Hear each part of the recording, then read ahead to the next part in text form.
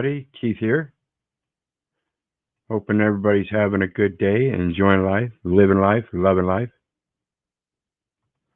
I don't know why my background is not changing. We might have to put up with that though, John. Let me see here. That's okay. There we go. There you go. All right. So I hope everybody's having a good day, enjoying life, living life, loving life. Keith here. Got John with us again tonight. And of course, remind everybody, hit that like, share, and subscribe button. There's a PayPal link down there for anybody that wants to share some love. And the panel link is there for anybody who wants to join the panel. So we're going to talk about that P.O.P.s again.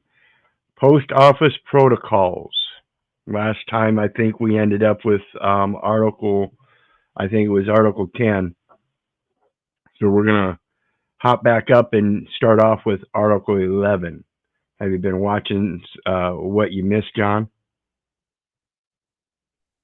No, definitely keep trying to keep up. It's make sure I get it right though, because this can go off course pretty quick. Well, what we're looking at, folks, is basically it's teaching us how to contract. If you look at it right, it's teaching us about the contracts and how to use them in a trust by clarifying the parties. You have to know who the parties are. To inquire upon a thing, one must first know the name of the thing. Who named you? Well, that would be mom and dad. So the rest of it from there is all some other name that was a translation of what was originally created. We are the creditors. We are the benefactors. Everything we do with instinctual and inherent intent is for our own goodwill. Most people are not born with this will to just destroy everything. Most people want something prosperous and abundant. That's what actually drives our greed. Therein lies the problem. So let's take a look at this. Oh shit. I just closed the damn thing out.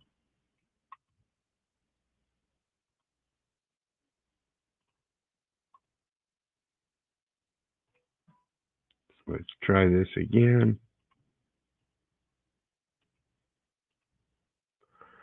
Okay. Blow it up again.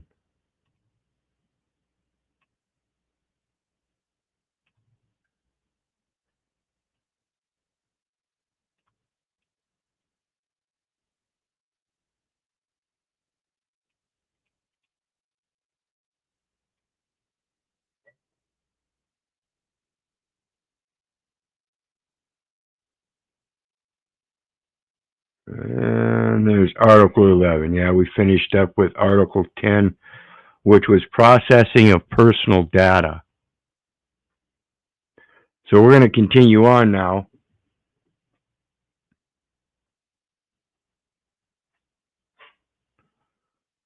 With Article 11, exchange of closed mails with military units. Remember we talked about the United States? See, those residential units, those are units. Those are supposed to be occupied by military officers, known as residents, federal, state, or municipal officers or agents contracting with those officers whose resident presence is deemed necessary by the board.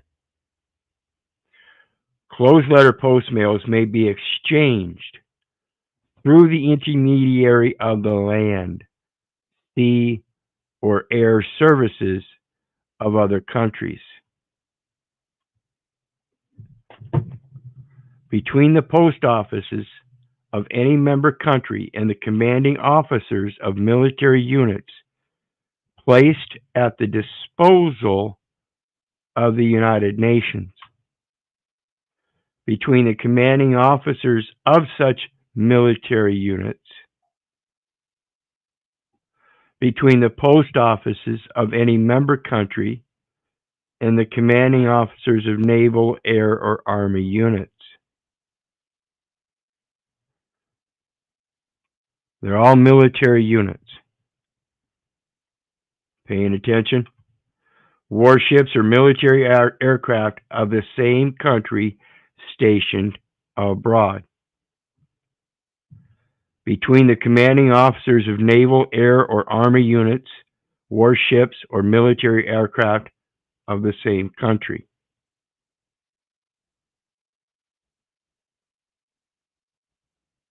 I posted a set of scriptures as it relates to the the Settlement Act on a little bit earlier. It's just a written post on my community page. You go check that out. It's going to talk about how everything is military throughout all this bullshit.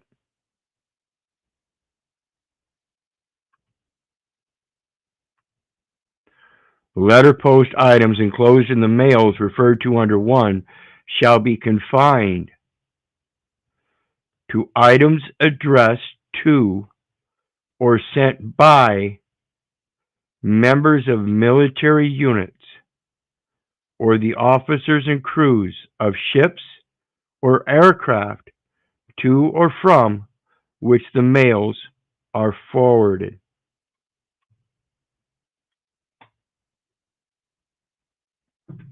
Letter post, let me read that again. It's very concise in plain English. Letter post items enclosed in the mails referred to under 1 shall be confined to items addressed to or sent by members of military units or the officers and crews of the ships or aircraft to or from which the mails are forwarded. Nowhere does that go outside the bounds of military. The rates and conditions dispatch applicable to them shall be fixed according to its regulations by the designated operator of the member country which has made the military unit available or to which the ships or aircraft belong. We're going to take a real quick peek at Libre Code. Article 38. Like I said, it's military code, folks. And when we go to Article 38, it's under Section 2. Public and private property of the enemy, protection of persons, and especially of women, of religion, the arts and sciences. Education is one of those sciences. Punishment of crimes against the inhabitants of hostile countries. So we're talking about public and private property of the enemy. Article 38, private property, unless forfeited by crimes or by offenses of the owner, can be seized only by way of military necessity for the support or other benefit of the Army or of the United States. Nowhere does it say the United States of America. If the owner has not fled, the commanding officer will cause receipts to be given, which may serve the spoliated owner to obtain indemnity. Receipts are indemnifications. They are evidence that there is a process for redemption. Does that make sense, John? Mm-hmm. Sure does. Sounds. And this postal system, Keith, I think started with Ben Franklin. Absolutely. At least in our country. Absolutely. We're going to take a look at another one, folks. Let me get back to it here. Because again, we're still in the military code, the Lieber Code. And I think it's, what is it, 131? No.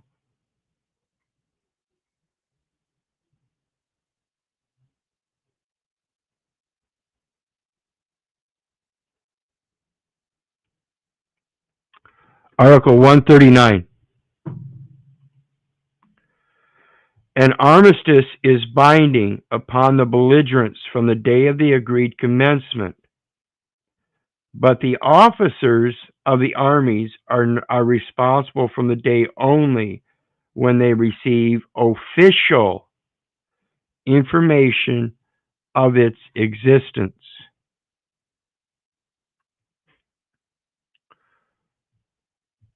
So, like Keith, the Lieber Code, isn't that still apply with the police and taxation to a certain extent, right? Absolutely, absolutely. Let me pull it back to it. That's under Article 10 and others, not just Article 10, but specifically Article 10.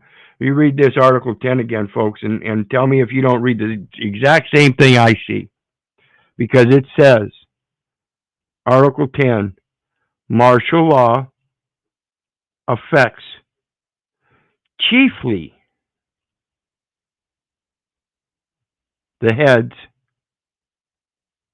that's capitalization, that's capitalism, chiefly, the police and collection of public revenue and taxes, whether imposed, Article 1, Section 8, Clause 1, Congress shall lay and collect taxes, duties, imposts, and excises by the expelled government or by the invader.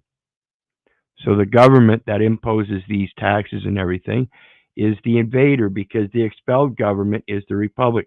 You have a republic if you can keep it, but we lost it. We can get it back by acting as a republic. That's no emoluments, folks.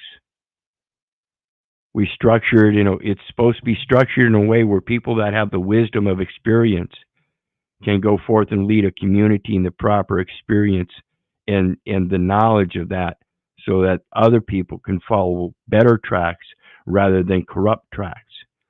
And I understand that's very hard to do because there's a lot of goddamn corrupt motherfucking people out there, But there comes a time when the fellow man's got to put their foot down and say, no, we're not going to put up with this anymore. And I've been doing it a long time. I've been screaming out since I was 5 years old, fuck you, you ain't my daddy. I've never registered to vote, let alone vote. I'm not a political person. I'm a spiritual being that has the presence of a man to do the things that is motivated by that very inspiration. Or by the invader, and refers mainly to the support and efficiency of the Army, its safety, and the safety of its operations. So if they want an efficiency, then they have to get rid of deficiency, and this is why the integrity of the record is so damn important, because the deficiencies and inefficiencies cause a greater deficiency, which is a debt. It's subordinate to that budget that they're trying to claim in the black and puts it in the red automatically. False data elements is a deficiency, and it chiefly affects the collection of public revenue and taxes, not your private shit. And like I said,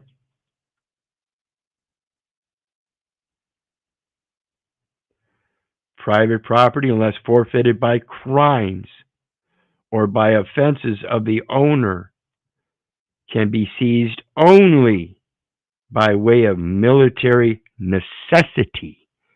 In other words, before they can acquire it, they must first inquire into it. Where can I find it? Before they can inquire as to where they can find it, they must first require it. Understand the plain language. Can be seized only by way of military necessity. and that necessity must be for the United States, not the state, for the support or other benefit of the United States, of the Army, or of the United States. So this is a military code put out by a military unit that has a corporate unit known as the United States to operate its commercial affairs. You are not a contract officer known as a United States citizen. It's an impossibility based on the presumption that you were born in the United States. That can clearly be disproven because if the United States is known as the debtor for commercial practices, contracting, and its location is in Washington, D.C., and you don't actually find anything that is actually the United States other than the records that they are protecting in all of those bureaus and dressers and drawers that need to be redressed.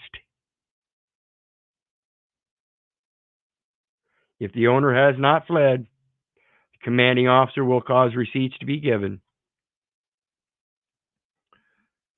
What do you own? Everything in that name. You are a primary creditor to that name that they then translated and then enumerated for legal purposes.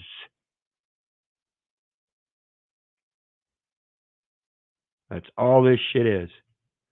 So let's get back to this document with the protocols, post office protocols.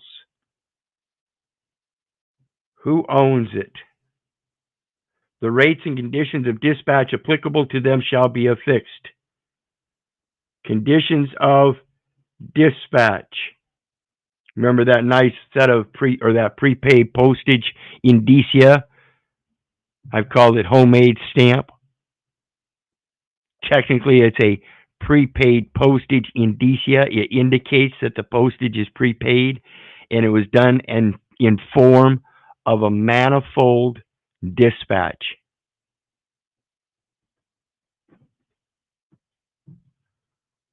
According to its regulations by the designated operator of the member country, which has made the military unit available or to which the ships or aircraft belong. Why would you need ships or aircraft in this? Because this is your admiralty maritime jurisdiction that can only be operated by the Navy, and it's the Navy that has the control of the air forces.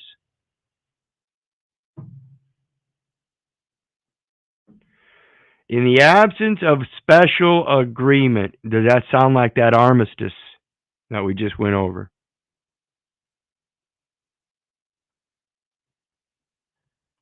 The designated operator of the member country, which has made the military unit available, or to which the warships or military aircraft belong, shall be liable to the designated operators concerned for the transit charges for the mails, the terminal dues, which is for your railroads, and the air conveyances dues. And of course, your terminal dues would be for sea, of course, as well. But the mails transit across the lands, which is where your final destinations are. You don't have any final destinations on the water, and you don't have any final destinations in the air. All of your final destinations and points of origin are on the land.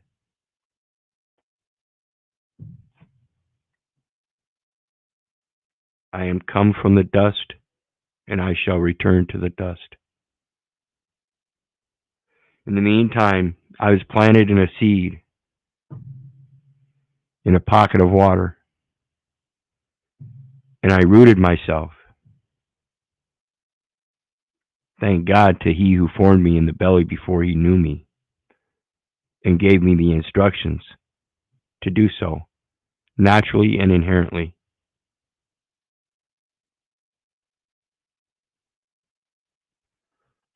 Article 12, posting abroad of letter post items. This has to do with overseas. Again,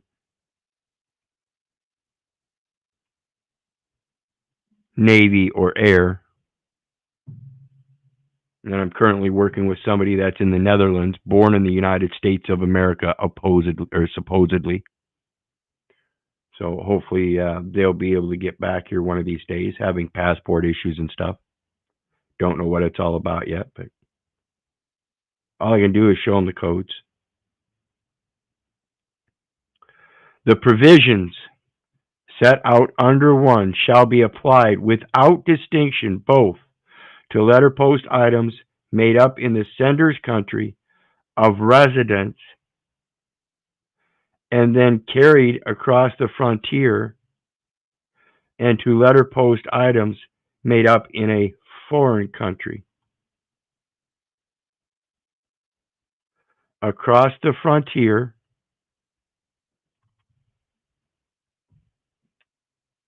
sender's country of residence, made up in the sender's country of residence, and then they recognize it has to be carried across land. They can't just put it in the air. That'd mean they'd have to travel down the road with an airplane, picking up and delivering your mail. The designated operator of the destination may claim from the designated operator of posting payment of internal rates. The designated operator of destination. The designated operator of destination may claim from the designated operator of posting payment of the internal rates. May claim from the designated operator of posting. Who's posting what? If you're not posting anything, and you're not a designated operator that has the capacity to post such things, placing a liability on the public record, such as payment of internal rates, then what are you doing?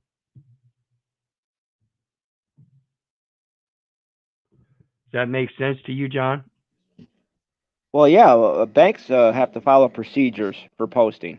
That's what they do, right? Well, yeah, they're the ones doing the posting, but what about when you get charged for putting a stamp on a letter? Are you posting something to a public letter, to a public entity? If you're using the mail system to communicate with your friend over in Alabama and you live in Mississippi? Yeah, that I wouldn't count that as a post. Exactly.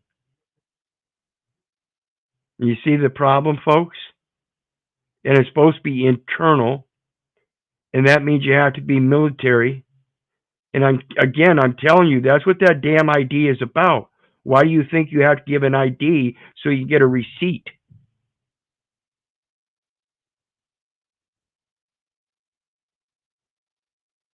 Everything's running through an identification system. That credit card, PayPal card, that's a form of identification.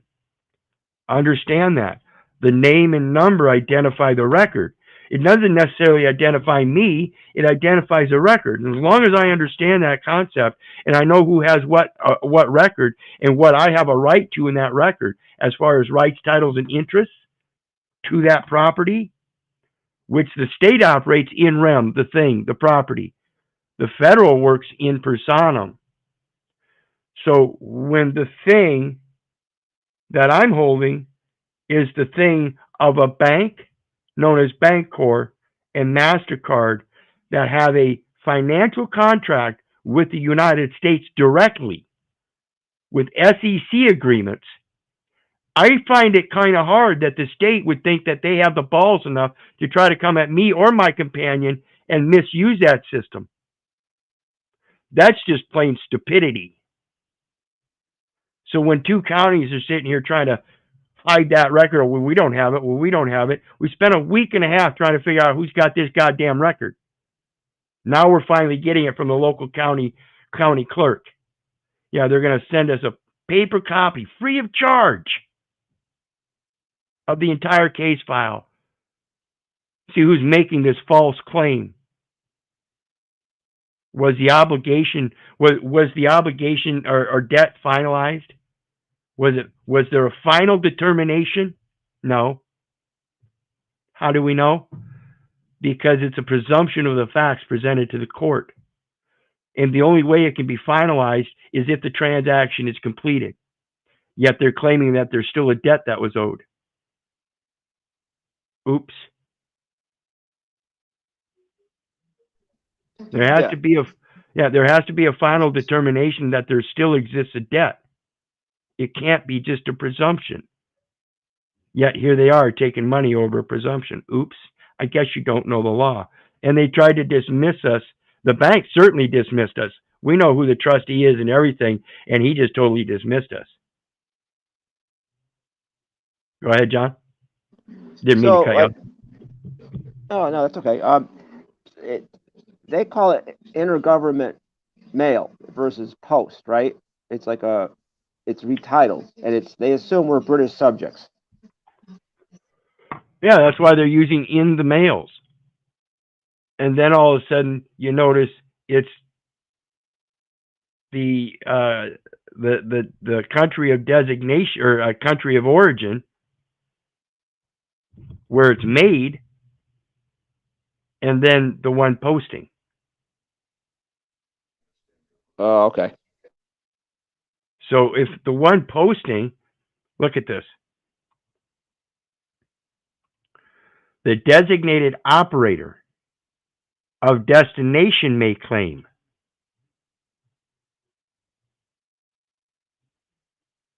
Not so the one that your point of origin when you're sending mail out, who's making a claim? Remember what the definition of unclaimed is? We went over it a few days ago. Unclaimed in postal terms means abandoned. So somebody is making a claim on something that's unclaimed. The designated operator of destination may claim an abandonment from the designated operator of posting. So if I'm writing a letter from my place to somebody else across the land, even if it goes across the land a short distance, and then they load it up into a bag onto an airplane, and then fly it across state lines a couple states away and land over there, it still goes to point of origin and point of destination. The designated operator of destination may claim, not the one point of origin. Freedom of transit is guaranteed throughout the entire territory of the Union. So what are they doing making a claim with somebody on the same soil they're on? See what I'm saying? Yeah. Destination sounds like detention to me. Well, not only that, but they're only supposed to do it from another designated operator. Can you prove I'm a designated operator? Why are you charging me? See, this is designated operator to designated operator. How am I so designated to even have a claim made upon me? Payment of the internal rates.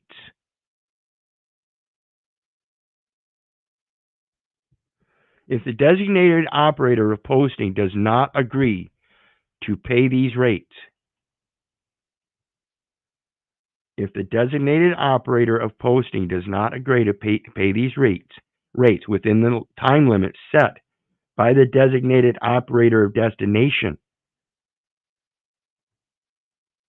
the latter may either return the items to the designated operator of the posting and shall be entitled to claim reimbursement of redirection costs.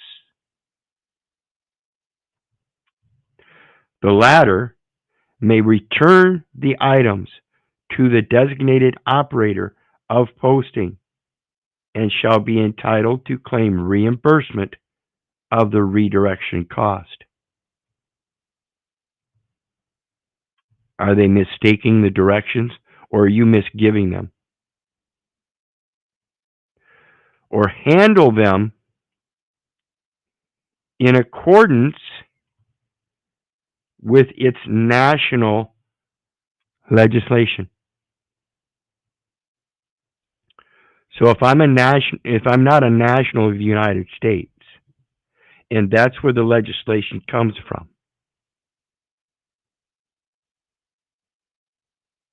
can they handle it themselves? Again, it's got to be a private or a special agreement. And it's my firm belief you're supposed to do this through Congress. Just like Samuel Clemens did. Just like Samuel Clemens did.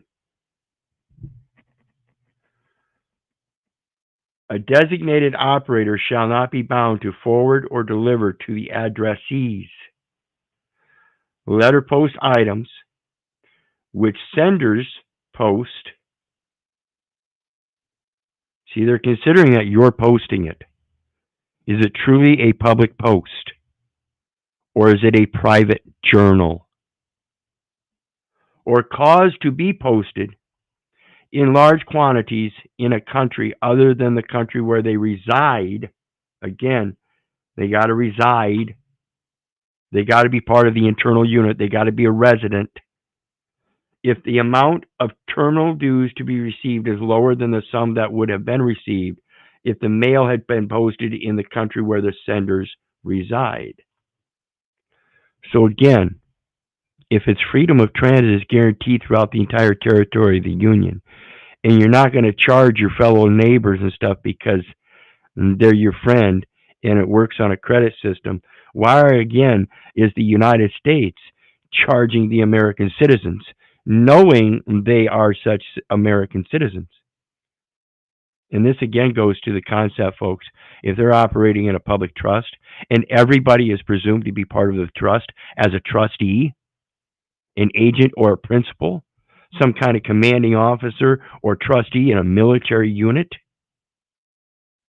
then something's seriously wrong. I wasn't born in the military.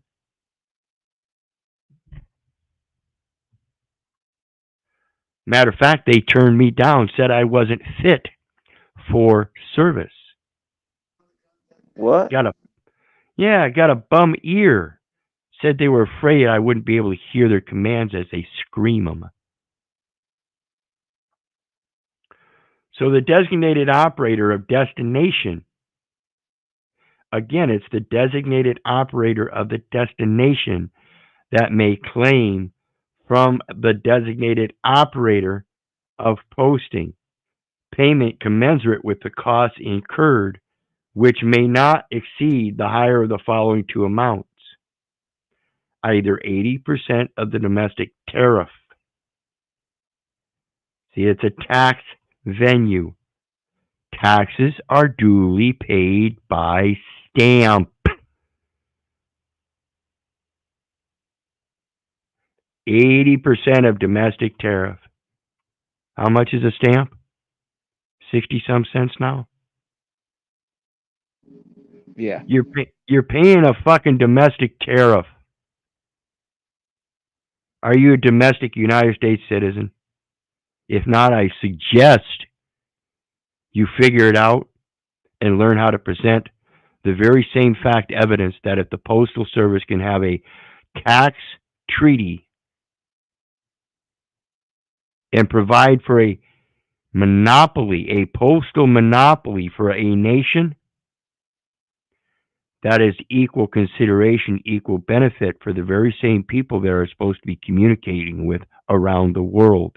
And those would be in the similar situated respects, American citizens versus United States citizens.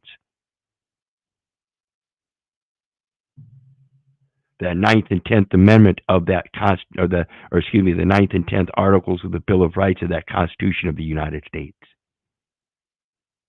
and United States of America. The designated operator of destination may claim from the designated operator of posting. So if the designated operator of destination is the United States and the designated operator of posting is the United States, then what do you think you're doing if it's the United States charging the United States? Don't you get it?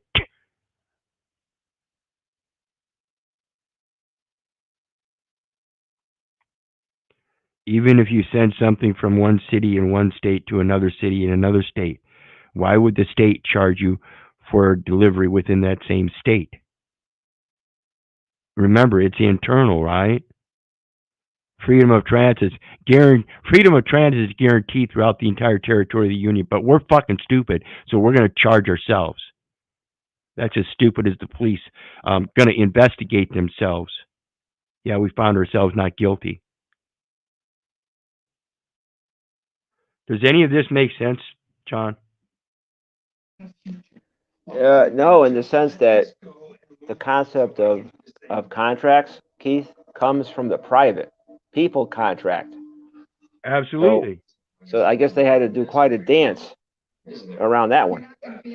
Yeah, and that's what I'm talking about, folks. They don't have a contract with you. Where is the international tax treaty that is supposed to protect you both for the American interests of being born, what do they call it, just soli and just sanguinis, of the soil and of the blood, the American and the American interests, as those are relative to the United States citizen, which is a nationality of a corporate entity conferred, in other words, granted as a gift. Equity doesn't complete an imperfect gift. Sorry, this gift can't be completed. The contract can't be completed. There's an impossibility. I'm not of that capacity. I've never been of that capacity. Sorry, I have to rescind all those signatures and place the true and correct capacity that they were supposed to have been signed in, and that was either as principal or benefactor. I know better now. I repent. I won't do it again. I will be sure to clarify on any document presented to discern myself whether to take the position of principal or to take the position of benefactor. And that is something you can't disposition me any longer. I already have conviction in my heart. I already know thyself. And I will make the distinction of whether I want to use that United States citizenship or not. My yea be yea, my nay be nay. It's as simple as it gets. If I do want to use it, I damn well better know the rules and play pretty damn good. That's all I'm saying. It's like Monopoly. It's not a bad game to play. It's not a bad game to learn. In the end, it really doesn't have any consequences unless you put the consequences into them. And if you know, then just make sure, again, read the post that I put out earlier today. Titus 3:8. These are faithful sayings that thou constantly affirm that he who believed in God, be careful to maintain good works. That's all you got to do is just make sure to know what's in front of you. Quit looking all askant at everything else and trying to figure everything out. If you know what's in front of you and focus on that. And I'm not saying be tunnel visioned either. There are a lot of things that are going to, oh, wait a minute. There are a lot of things that are going to pull your attention to something else because something's similar. Your intuition should start taking over at those points. But to sit here like a ADHD child and just and not be able to pay attention to anything and get no comprehension, I can explain it to you, but I can't comprehend it for you. Everything that has ever happened is hearsay. Period. So let's get back to it real quick. Use of the union's forms. This is a usufruct. Okay? This is a public offer. They're telling you their contract terms within this. They're telling you they accept private agreements, special agreements. Where is it?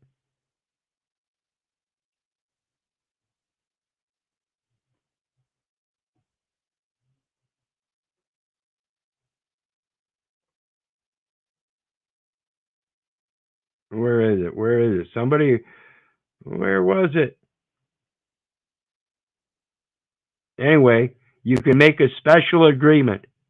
So all you got to do is this is a public offer that you can adopt, research it, find out what it means, and start inserting by line item veto and overriding your conditional acceptances. And you're not going to tear it down, you're going to build it up. Between the post offices of any member country and instead of the commanding officers of military units, you would have commanding officers of military units and people of the militia, maybe as interpreted as natural born people. The Americans. Find some way to clarify it in your own terms what you're talking about. Have those as your private credentials. You don't need a state identification. You don't need a government ID. Let's take a look at the Avalon Project. Remember that in Article 10? Article 10 talked about martial law checks affects chiefly the police and collection of public revenue and taxes. Oh, goodness gracious. We've got 8. Consuls among American and European nations are not diplomatic agents. Nevertheless, their offices and persons will be subjected to martial law in cases of urgent necessity only. Their property and business are not exempted. Any delinquency they commit against the established military rule may be punished as in the case of any other inhabitant, and such punishment furnishes no reasonable ground for international complaint. Keep running your mouths about all the money you be making and all this business you be having.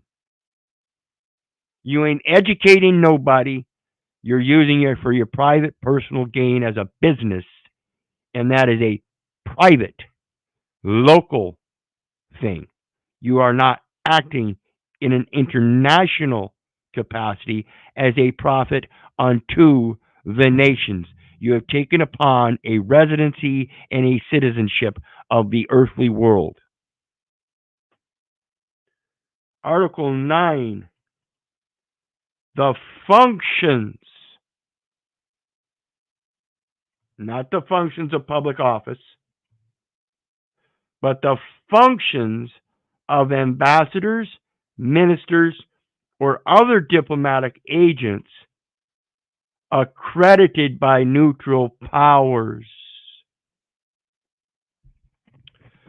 Again, if the state of Iowa is the point of origin in a mail and it's going to somewhere else in that very same state of Iowa, don't you think that neutrally they would enjoy their own self-accreditation or the citizens or residents thereof, knowing that they're supposedly federal, state, or municipal officers or agents whose resident presence is deemed necessary by the board? See, the neutral powers things really fucks them up. See, this is that government immunity, and if you know what you're doing, you use it. But you do so sternly, and you let them know. I don't care who you think you are. You're not operating neutrally as you're supposed to.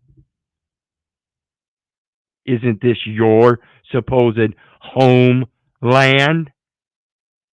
See, it's Homeland Security that you address for redresses, along with Department of Justice and Department of Defense and all of those other agencies, particularly the IRS, Department of Treasury, all these people that are instituting all of these powers that are supposed to be neutrally and equal consideration and equal benefit, so that things can remain in a neutral balance.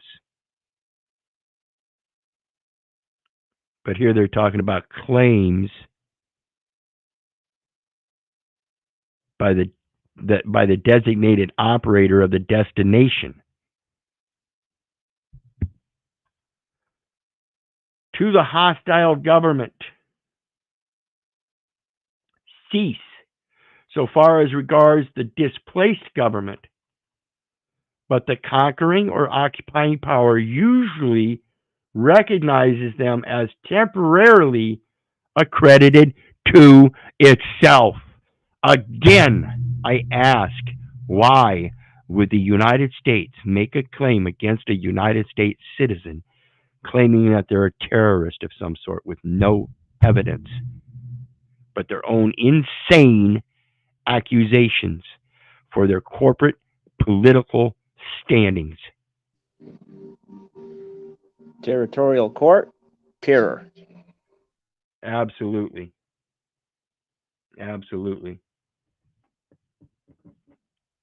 So let's get back to that convention.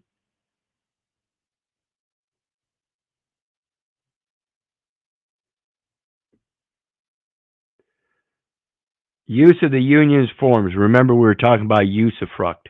It's all usufruct, folks. You're using their services, but you have no other option unless you provide a Paul Revere service, service yourself. You know, you're going to go riding across the countryside on horseback, jumping farmers' fences, and hopefully skittering across highways, slick highways with them steel hooves on the steel horseshoes on the pavement. Come on. So it's not a monetary monopoly, it's a postal monopoly. But the postal monopoly is only supposed to be according to commercial items and guarantees freedom of transit throughout the entire territory of the Union to form a more perfect union under another constitution that is an underwriting. It's an insurance to that very one that states that.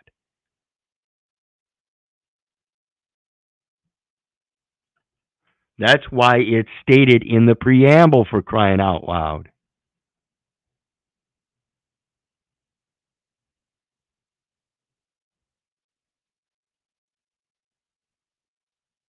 Let's see here. Quantity of service standards and or quality of service standards and targets. See, service standards, again, it's all supposed to be internal. The only place they talked about communicating with the people was in the preamble of the Constitution. Charges, surcharges, and exemption for postal charges. Article 15. The charges for various postal services defined in the convention shall be set by the member countries or their designated operators, depending on national legislation. So again, the national legislation, if you're subject to the national legislation, then you're part of that internal legislation of which they operate as designated operators, and you are performing similarly the same functions by accepting and not clarifying, making a proper custom declaration. See, when you were entered into that commercial system as a legal name, you were allowed to be an operative, a secret agent man for the Postal Regulatory Commission, a military branch that governs the United States Postal Service as the registered agent for the trademark they hold for the Global Postal Trust services and products worldwide. In accordance with the principles set out in the convention and its regulations, they shall in principle be related to the costs of providing these services. The costs. Not who they're going to charge, but merely the costs. That's why they have the real estate investment trust. It's an investment themselves so they can profit where they're losing. Again, it's the Postal Realty Trust, Inc., with the SEC agreement and the trustee named in such thing for making the payments for the costs not you.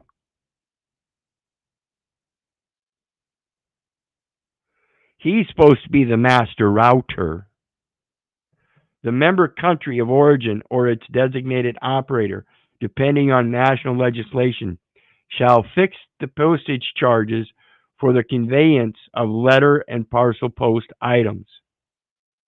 Now they're using conveyance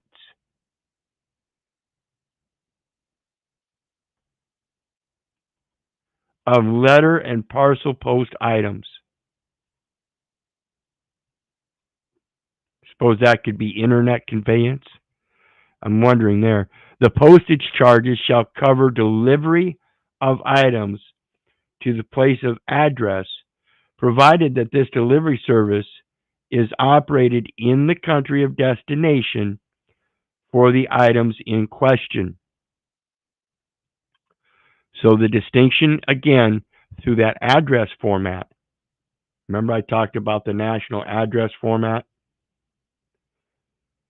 You most likely have been trained to write the first name and last name, and then the street number with its street name and any apartment number or letter or suite number or whatever it was designed or presented to you as. And then along with the city, comma, state, and then usually in parentheses, the zip code. And then more modern times, we have a zip with an extension, a dash, and then an extension, creating another 9-digit number, just so you know.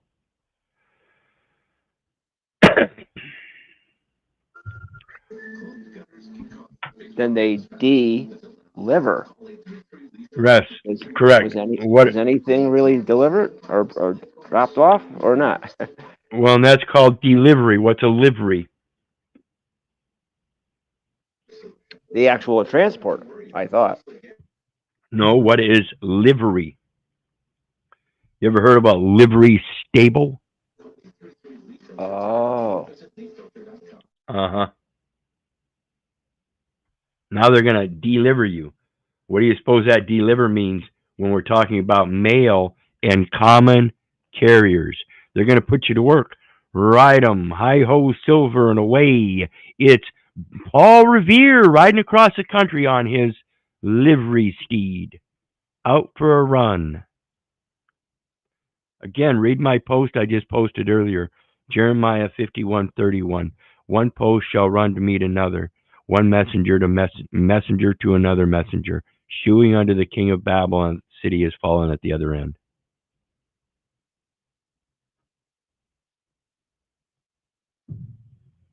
It's all scriptural, folks. Like I said last night, give unto Caesar what belongs to Caesar. Give unto God what belongs to God. So if we truly have no money to pay anything and everything's a negotiable instrument, then negotiate it for the credit. There's already credit there, and it comes with the name. They are using your name and attached a number after they translated it.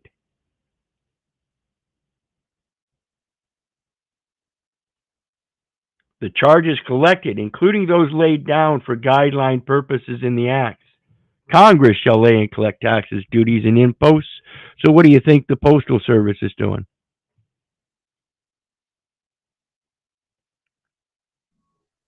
Collecting tax for the Queen. Absolutely. Well, who do you think the Congress is? See, the nation's leader, the President of the United States, works for the Postal Service. It's a military unit. He's commander in chief, and it runs the corporate entity of the world's military.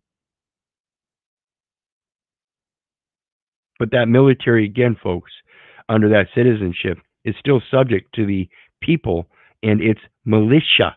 Ask old President Trump. He'll explain it all to you. He broke it down pretty well. Shall be at least equal to those collected on internal service items, presenting the same characteristics.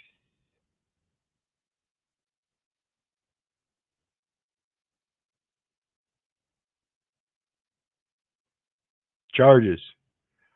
The charges collected, including those laid down for guideline purposes in the acts, shall be at least equal to those collected on internal service items presenting the same characteristics.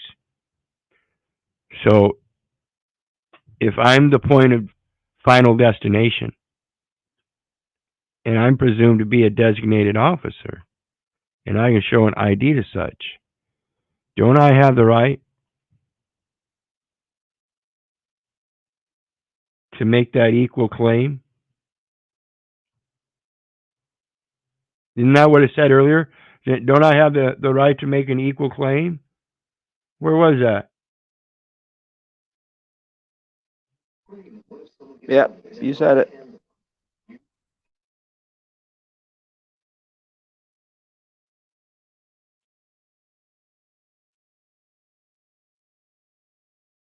Yeah, whatever.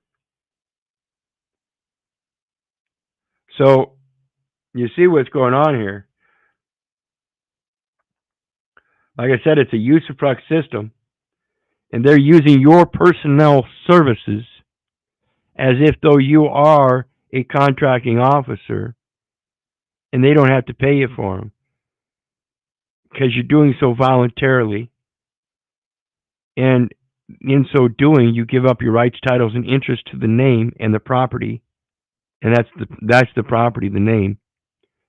And so they take interest in the property, and they take rights in the property, and they're a holder of that instrument, and they, as holder in due course, get to enforce it.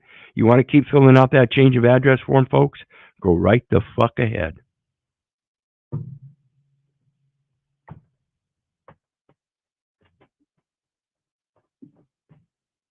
Those are internal forms, folks. Don't you get it?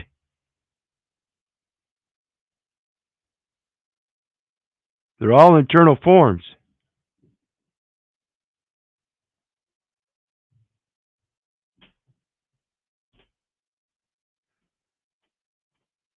Use of the union's forms. United States Postal Service is the represented agent, the registered agent of the trademarked property and services, products and services. That includes all those forms.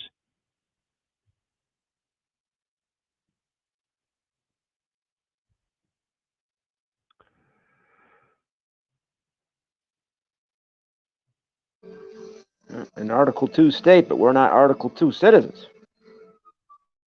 Correct. We're not any article citizens. Again, if you go by the scripture, we're born sanctified and ordained as prophets unto the nations, and our claim is to the nation of Israel, and that's not what we're looking at today. We're talking the scriptural Israel back in the origins. Member countries or their designated operators.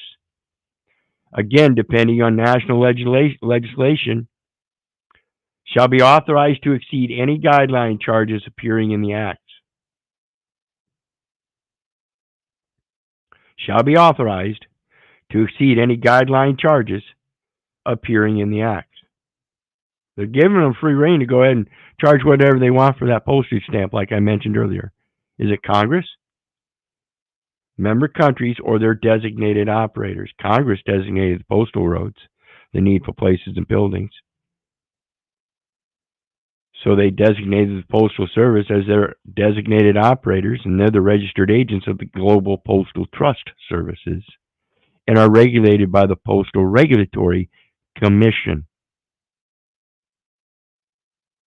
Above the minimum level of charges laid down in 3, member countries or their designated operators may allow reduced charges based on their national legislation for letter post items and parcels posted in the territory of the member country. The territory of the member country is the United States, and that's a special maritime territorial jurisdiction for commercial transactions. They may, for instance, give preferential rates to major users of the post. But for the little guy that's not performing commercially, and he's only wanting to send one letter through the mail to his love halfway across the country, he is an American citizen. She is an American citizen. You catching on? Why would they charge the last guy, the final destination, the end of the line, when that's not their job? It's his job to make that claim. Don't you see? It's all backwards. They may, for instance, give preferential rates to major users of post. But the normal officer or agent that's been deemed necessary has to pay the necessary price. You're the one claiming a resident. You're the one filling out the change of address form. That's the resident form. That's the resident record, not in the state. You just confirmed it at age 18 by handing the estate over to the state to administrate and claimed you were a resident needed by determination when there was no determination made by Congress or by the senators or by the House of Representatives or anybody else, let alone the people designated to do so, which is the Secretary of Commerce as the executive chair and the Secretary of Treasury. You never met with them. They never determined, yeah, we need this guy. Yeah, we need him. He's gonna, yeah, his statistical record says his daddy's a drunk and his mama's a whore, and he's probably gonna make it about seventh grade and drop out. And he's gonna get a median job, and yeah, we need him. Pretty pathetic. Member countries or their designated operators may allow reduced charges based on their national legislation for letter post items and parcels posted. So it's always going to be something posted. Well, what do you mean posted? Where is it going to be posted? Well, we posted it on our account or we posted it at the bank or whatever. Well, what if it's private? Well, that would be your own posting. Well, what if I don't call it posting? What if I call it journaling? Oh, yeah, because I don't want to post it in the public. I want to send it through the mails, freedom of transit being guaranteed, so that there's room in that little bag of yours for my one little letter. I expect you'll see the credence in that. Why would you charge 68 cents for one little letter? Unless it's a commercial venture. If it's not a commercial venture, why? Again, that's a violation of the freedom of transit thing. I would believe. And again, nobody to this date has ever rebutted me on this, and I've stated this many times, pointed it out many times. Nobody's come up with any reason why they would state that and then turn around and start charging you for it. You know what I mean, Gene? To me, it's in my simple third grade mind, I think that's pretty easy to comprehend.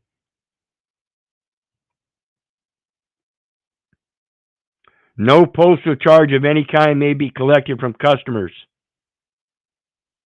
other than those provided for in the acts. Oops. Are you a customer? Ask the post officer if you ask the nice postal lady on the other side of the counter, or the bug-eyed guy down at with the half retarded look down at the other end of the counter, curly hair. Ask him, am I the customer? Oh yeah. Then why are you charging me? I mean, it's plain English, folks. Unless I'm misreading this. Am I misreading this, John? Don't think so. Greetings. And Russ, how about you? You think I'm misreading this? And greetings, Russ. Welcome to the show, stream tonight. No, man, I resignates just fine with me as well. I mean, I see the same damn thing you see. No, I'm going to read that out one more time because this is just so ironic. I mean, what makes people think that, first of all, if you're not allowed to charge somebody, then why would you have a charge of counterfeiting or forging postal stamps that would apply to somebody that you can't charge to begin with. And again, on the other side of the fence, if you know this as a customer, why are you still paying for stamps? That's plain English. Surcharges, surcharges, and exemption from postal charges, Section 3. And I don't care what any of these others say, it doesn't refer to any of those others. This is just one plain statement. No postal charge of any kind may be collected from customers other than those provided for in the Acts. Where are they provided for in the Acts? All I see in the Acts provide for internal costs.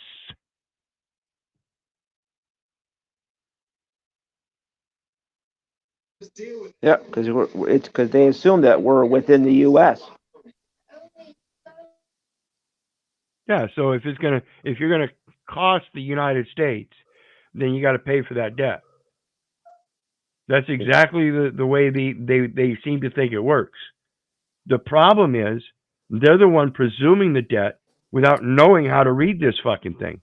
They better start learning how to read, because these are the contract terms and conditions that I'm accepting and amending or just vetoing. The changes or charges collected, including those laid down for guideline purposes in the Act, shall be at least equal to those collected on internal service items. If I'm the only operator, and I admit my ambassadorial diplomatic post as a prophet of our Father which art in heaven unto the nation, in equal station in life, coming in peace as opposed to the military faction that they pose, who am I going to charge on my side? That's what this is saying. The charges collected, including those laid down for guideline purposes in the Acts, shall be at least equal to those collected on internal service items presenting the same characteristics. Internally, they're saying freedom of transit is guaranteed throughout the entire territory of the Union. It's their territory. Internally, in that territory, freedom of transit is guaranteed. What do you not comprehend? You know, I made a few phone calls today, brother, and I am here to tell you they are nervous as all hell. The master commissioner in Carroll County, when I started down there raising questions on the record and everything, after doing further research, she has been the master commissioner in Carroll County in the 15th Judicial District since 1989, folks. And up until 2022. Wait a minute. You're telling me this woman? Yes. Is the military commander there? Well, look, let me flip my camera. My front side's messed up, but hold on one second. Settings, camera, back. Beta! Right there, and I put the 2022 there because wait a minute, where am I at here? I gotta go out here. Oh, here we go. The 2022, here it is highlighted. Master Commissioner, Carroll County in the 15th Judicial District, 1989 to present.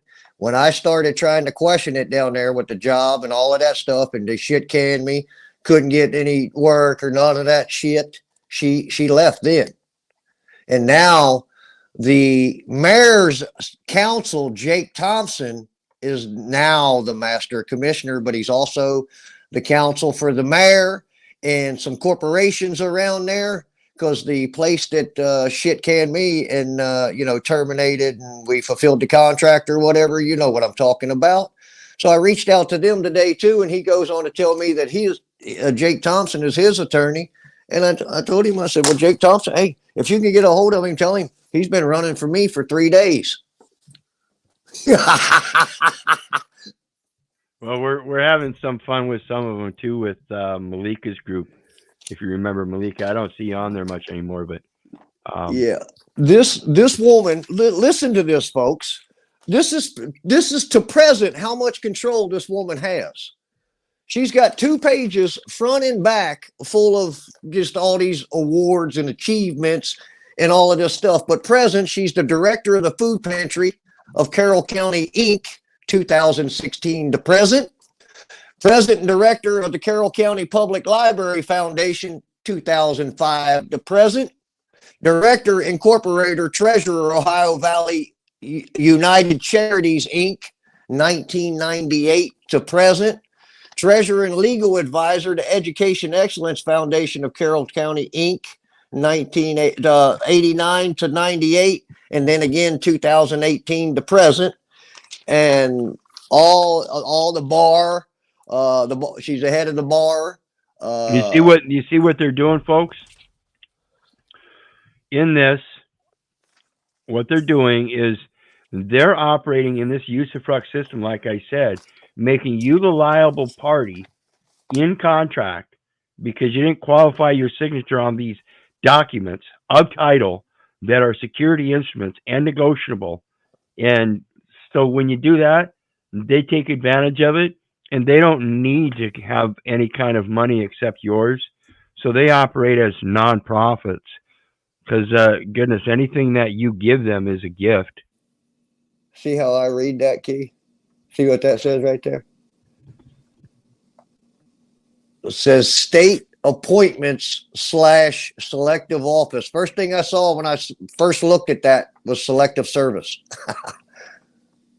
State appointment selective offices, and that's the master commissioner and the Lawyers Mutual Insurance Company also to present. Well, it's state appointments, elective offices. But is this Lawyers Mutual? I'm trying to figure out who the risk management is. They're not working with me. I'm at the impression right now that she's also the president and director of Lawyers Mutual Insurance Company of Kentucky, 95 to present, in the executive committee, 2001 to present, and president from 2008 to present.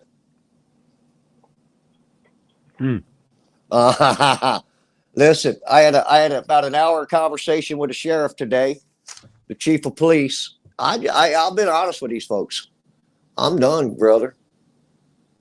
Yeah, well, I'm done. And they're running scared. I mean, she is. They are. They don't want to talk.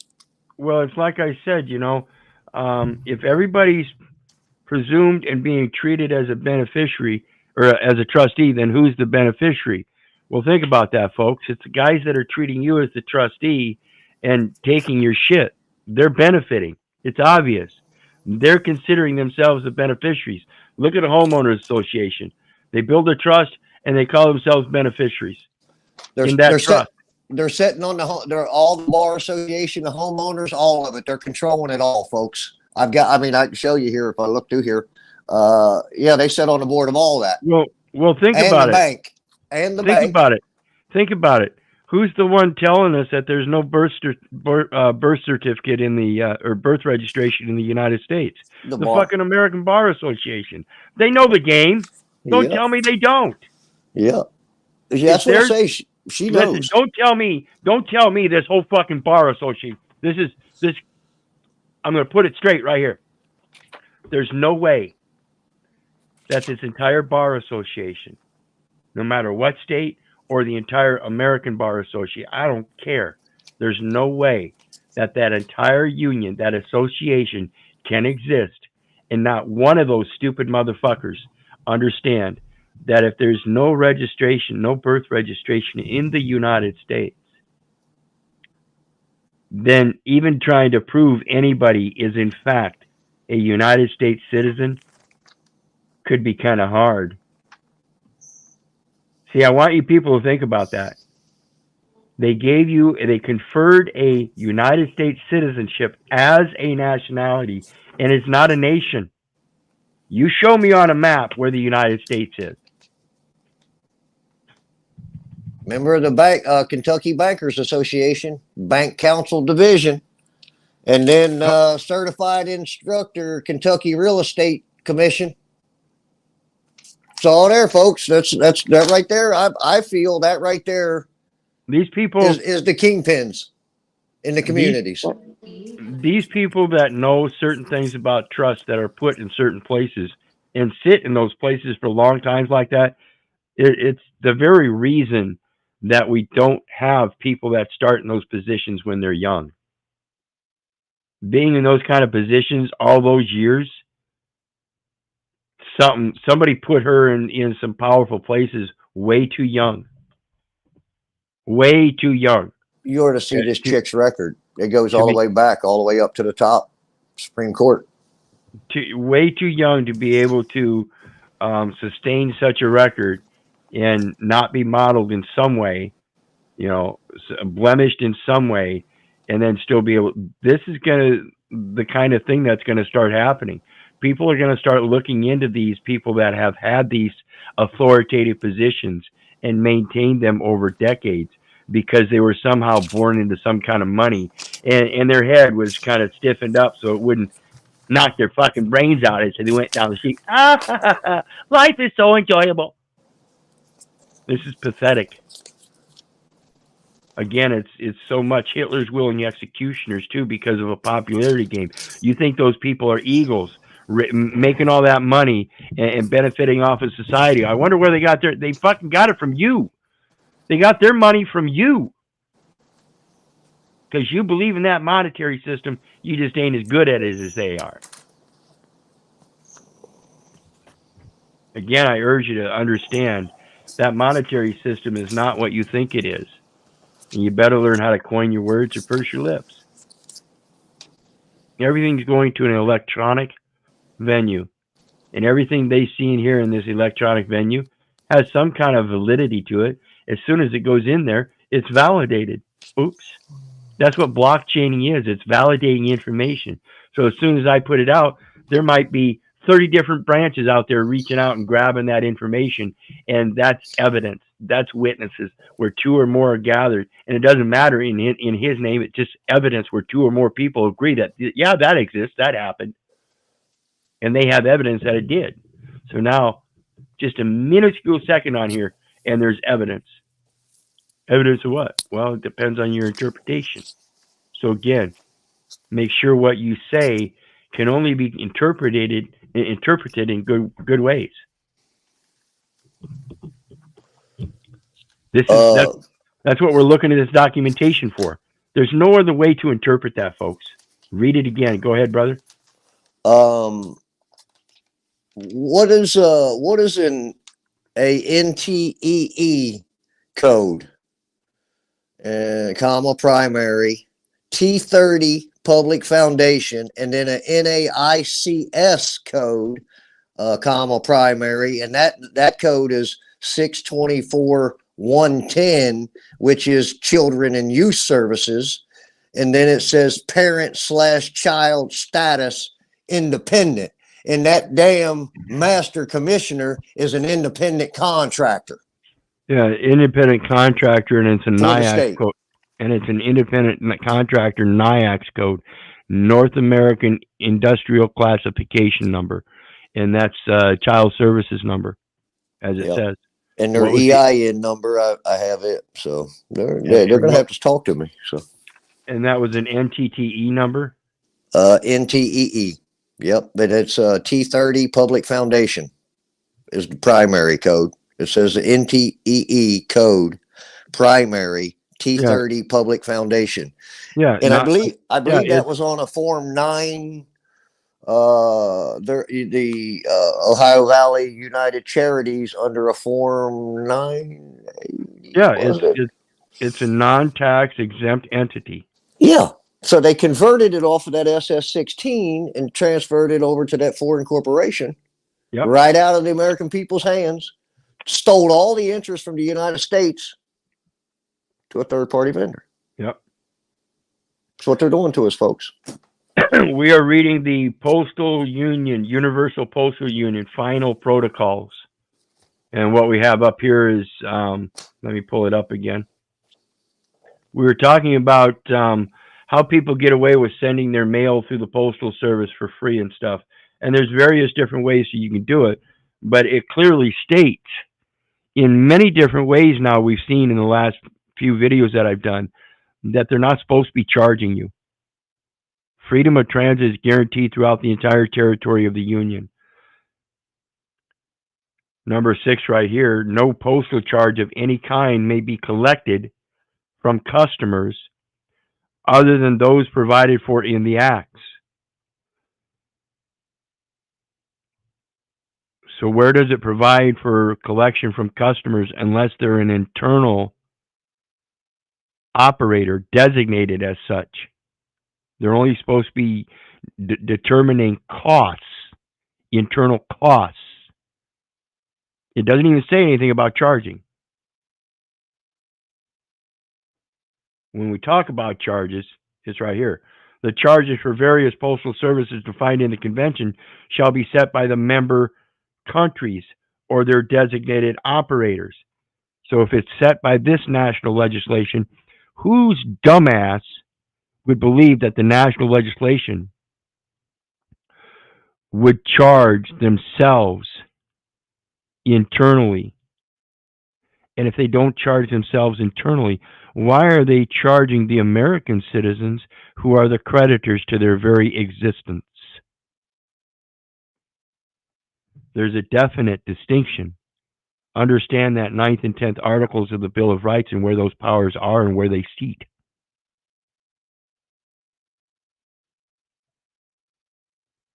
It's just ridiculous how much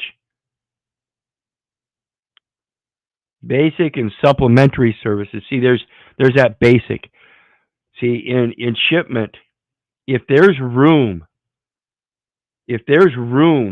on a vessel for cargo and it's not going to overweigh the vessel, say you're going on a ship and it's got a certain tonnage weight limit, but there's room for one little envelope, yeah, they're supposed to send it.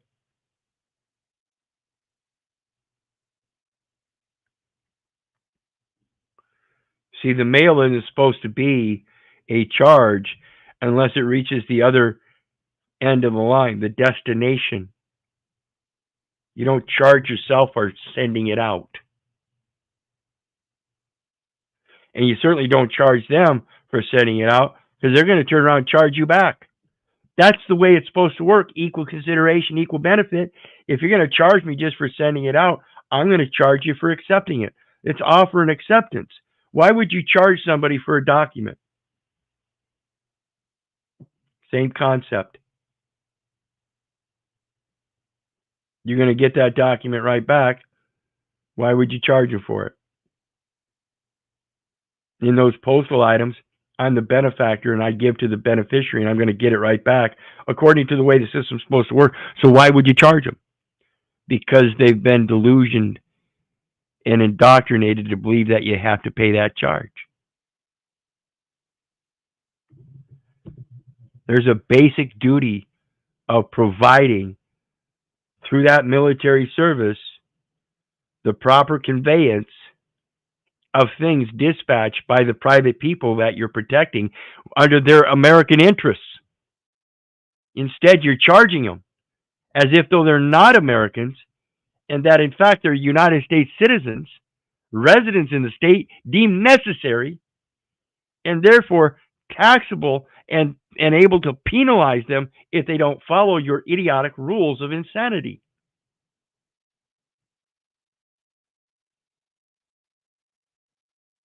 It's pathetic. Member That's countries. that's Go the ahead. hardest thing for me to deal with out here is all the craziness, man, and people stand behind the craziness. It's like insanity. Yep. Member countries shall ensure that their designated operators accept, handle, convey, and deliver post items. Didn't say paid or prepaid or unpaid. It just says letter post items. Letter post items containing only documents are priority items, and non-priority items up to 2 kilograms. You can put on your own envelope priority. In case you didn't know that. Letters, postcards, and printed papers up to 2 kilograms. Manifold dispatch.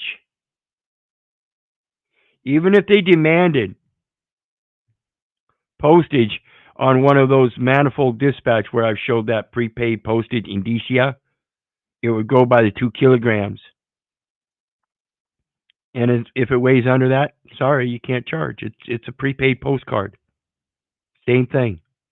Same concept. Items for the blind up to 7 kilograms. I could start instituting my own little code and do it in Braille. And they would think it would be for the blind. Oops. Should have done their research, huh? You ever think about that kind of stuff, folks? Special bags containing newspapers, periodicals, books, and similar printed documentation for the same addressee at the same address called M bags, up to 30 kilograms. Letter post items containing goods are priority and non-priority small packets up to 2 kilograms. So that's only when you're sending goods, coffee, material, things like that.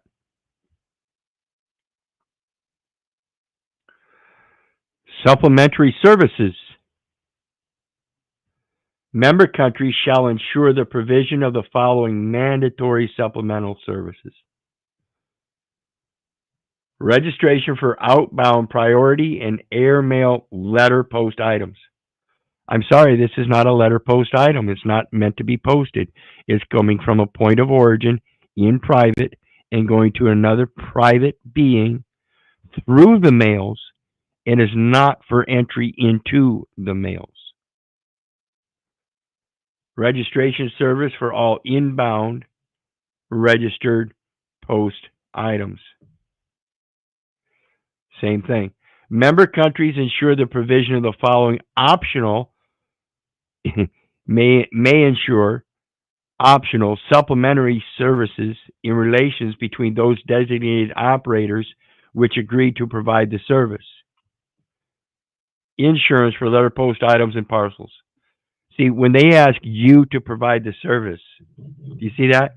Member countries may ensure the provisions of the following optional supplementary services in relations between those designated operators which agree to provide the service. Insurance. Again, it's telling you got to be one of those designated operators in order to have to be required for insurance for letter post items and parcels. And it's an option, a supplementary service that is an option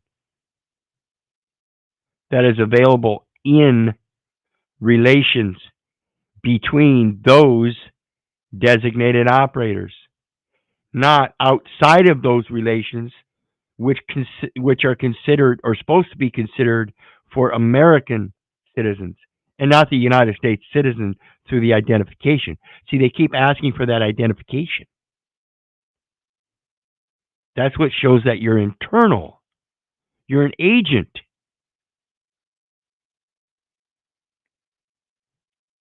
Goddamn resident agent. You got a resident address on that ID with a surface on it. For surface transportation, whether you drive or don't. Cash on delivery service for letter post items and parcels. Cash on delivery. What's cash?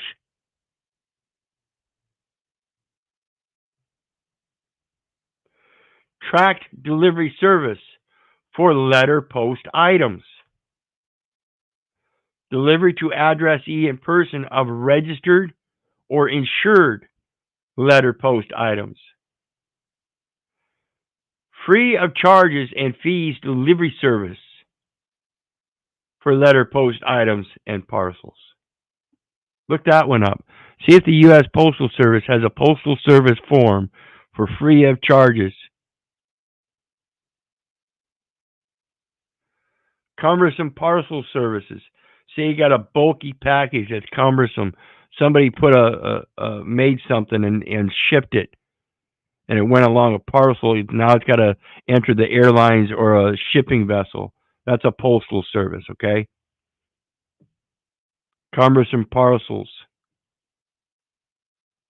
Say they got to transport the whole damn trailer. You know, that 52-foot trailer that they loaded up with all that mail and traveled it over to the airport. They had enough to put it on a trailer. Or not the airport, but the dockyards. Consignment service for collective items from one consigner sent abroad. So consignment is with signature, so it's posing that officer element or property element in exchange. Merchandise return service for merchandise, which involves the return of merchandise by the addressee to the original seller with the latter's authorization, so long as the seller authorizes it. Because why? If it's the seller that's going to receive it, he's now at the final destination. Only he can make the claim. The following three supplementary services have both mandatory and optional parts. Opposing dynamics. International business reply service. Business, which is basically optional. All member countries or their designated operators shall, however, be obligated to operate the IBRS return service.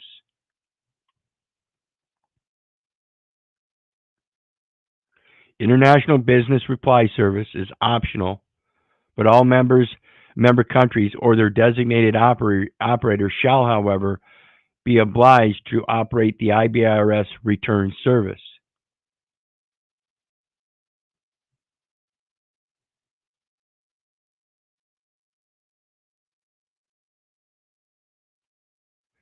So it doesn't have to be international business, just a return service. In other words, if you don't give it the proper address format to reach its final destination, it's not going to go there. It's going to be sent back. So if the guy at the other end of the line knows me as Brother Keith, in Ecclesia even, and he knows he's going to send something to me, but it's going to be in care of, and I give him this information and he comprehends it, I can send him a letter with that address on it, and he will recognize, oh yeah, that's the Brother Keith in Ecclesia over there in Waterloo, Iowa. This, that. I remember that. He'll recognize it, and it'll get to the final destination. And the United States Postal Service will recognize it, and it'll get to its final destination. But again, the funny thing is, they can't say or project anything about a legal name in the mails, because now, as you notice, it's Brother Keith in Ecclesia, care of Joyce, and then the street address and all that. It doesn't have any last name, so they can't pinpoint the last name. They can't just reach out into thin air and grasp a legal name and say, yeah, we got this legal name from you. You gave it to us. Not through that mail, you didn't. You might have it in an old record. But I quit giving that name a long time ago. See what I'm saying?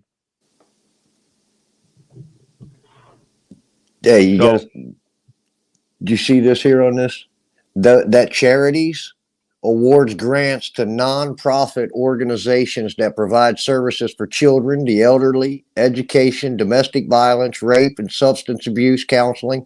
Its mission is to provide funding and support these entities in their efforts to make a positive impact in these areas. The organization has awarded grants to several nonprofits that offer important services in the region. You catching what I'm laying down here? Well, yeah. Go here to the grant. Here's the grants that they issued. Listen, folks, if you go to these nonprofit associations like this, and you're giving them that Social Security number, they're the ones using that estate. And you're using that supposed benefit that you supposedly need, and that's the benefit you get. Their benefit is the usufruct. They're going to say that you're incompetent, and this is why. And every time you go to use those services, that's just importing that same record that you're still incompetent. It's not until you can learn how to stand on your own and understand how to follow the laws of nature. 10 grand for utility bill assistance for needy. Yeah. Food pantry of Carroll County. Remember Ruth Baxter there? The education was Ruth Baxter. Think about this, folks. That utility bill thing. Now, if they're helping give people assistance on the utility bill, how much help are they giving them? How much help are they giving them? It's like giving a drunk a glass of beer. You reading that? He wants help. Yeah, he wants help. And so you think it's helpful to give him a beer? Or do you think it's helpful to give him some money? Or do you think it's helpful to teach him how to get over that so he can live a real life? It's the same thing with the money and the utility bills and stuff like that. Do you think it's easier to help somebody that's supposedly on low income and poor and everything to go ahead and just pay a bill for them? No, the true benefit, instead of going through a nonprofit organization like that that's going to provide you money, is a nonprofit organization that doesn't provide you money, but provides you an education on how to operate that stuff for yourself. See, the utility companies are operating on a double billing system, and the landlord is the primary biller or primary obligor. He is the primary party obligated on that debt. And then he rents the place out, and you pay the utility bill because you didn't correct that contract, that lease, that credit agreement, saying that if you're going to pass on the bill, then you're going to understand that the customer agrees to make third-party payment, so long as it is understood that credit is given to the customer's account. Because I understand you as the primary billing party, meaning somebody is billing you and now you're billing me. That puts me as a third party. So I'm willing as a third-party customer to pay that bill so long as it's understood that credit is given to my account. It says here, is this a group return for subordinates? Yeah. Who do you think the subordinates are? Yeah. You know what a primate is? He's the primary. The subordinate is the one that takes the word of the primate and is a slave. Subordinate. When you were sanctified and ordained already.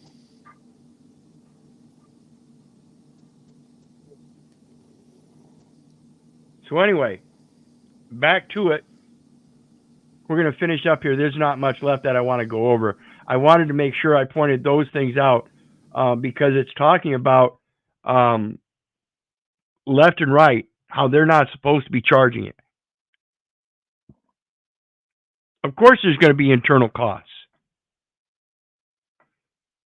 but they're yours, and you're the registered agent of the trademark holder for the people. You're not supposed to be charging the beneficiaries, the Postal Regulatory Commission, and the Postal Union under the Global Postal Trust Services that grant you the power to do as you do as the Postal Service, which then has a United States corporate entity for gathering up all of the information that it wants to post. And it does so through its medical records, its criminal records, its public, chiefly affecting the public, the police and the collection of public revenue, taxes, imposts, and excises by the invader or the expelled army or expelled government. for the Army, its use, its protection, and the safety of its operations. Come on. It isn't any clearer than that, folks.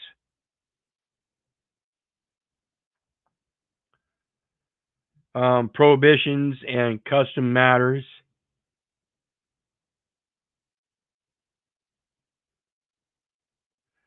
Items not fulfilling the conditions laid down in the convention and the regulations shall not be admitted.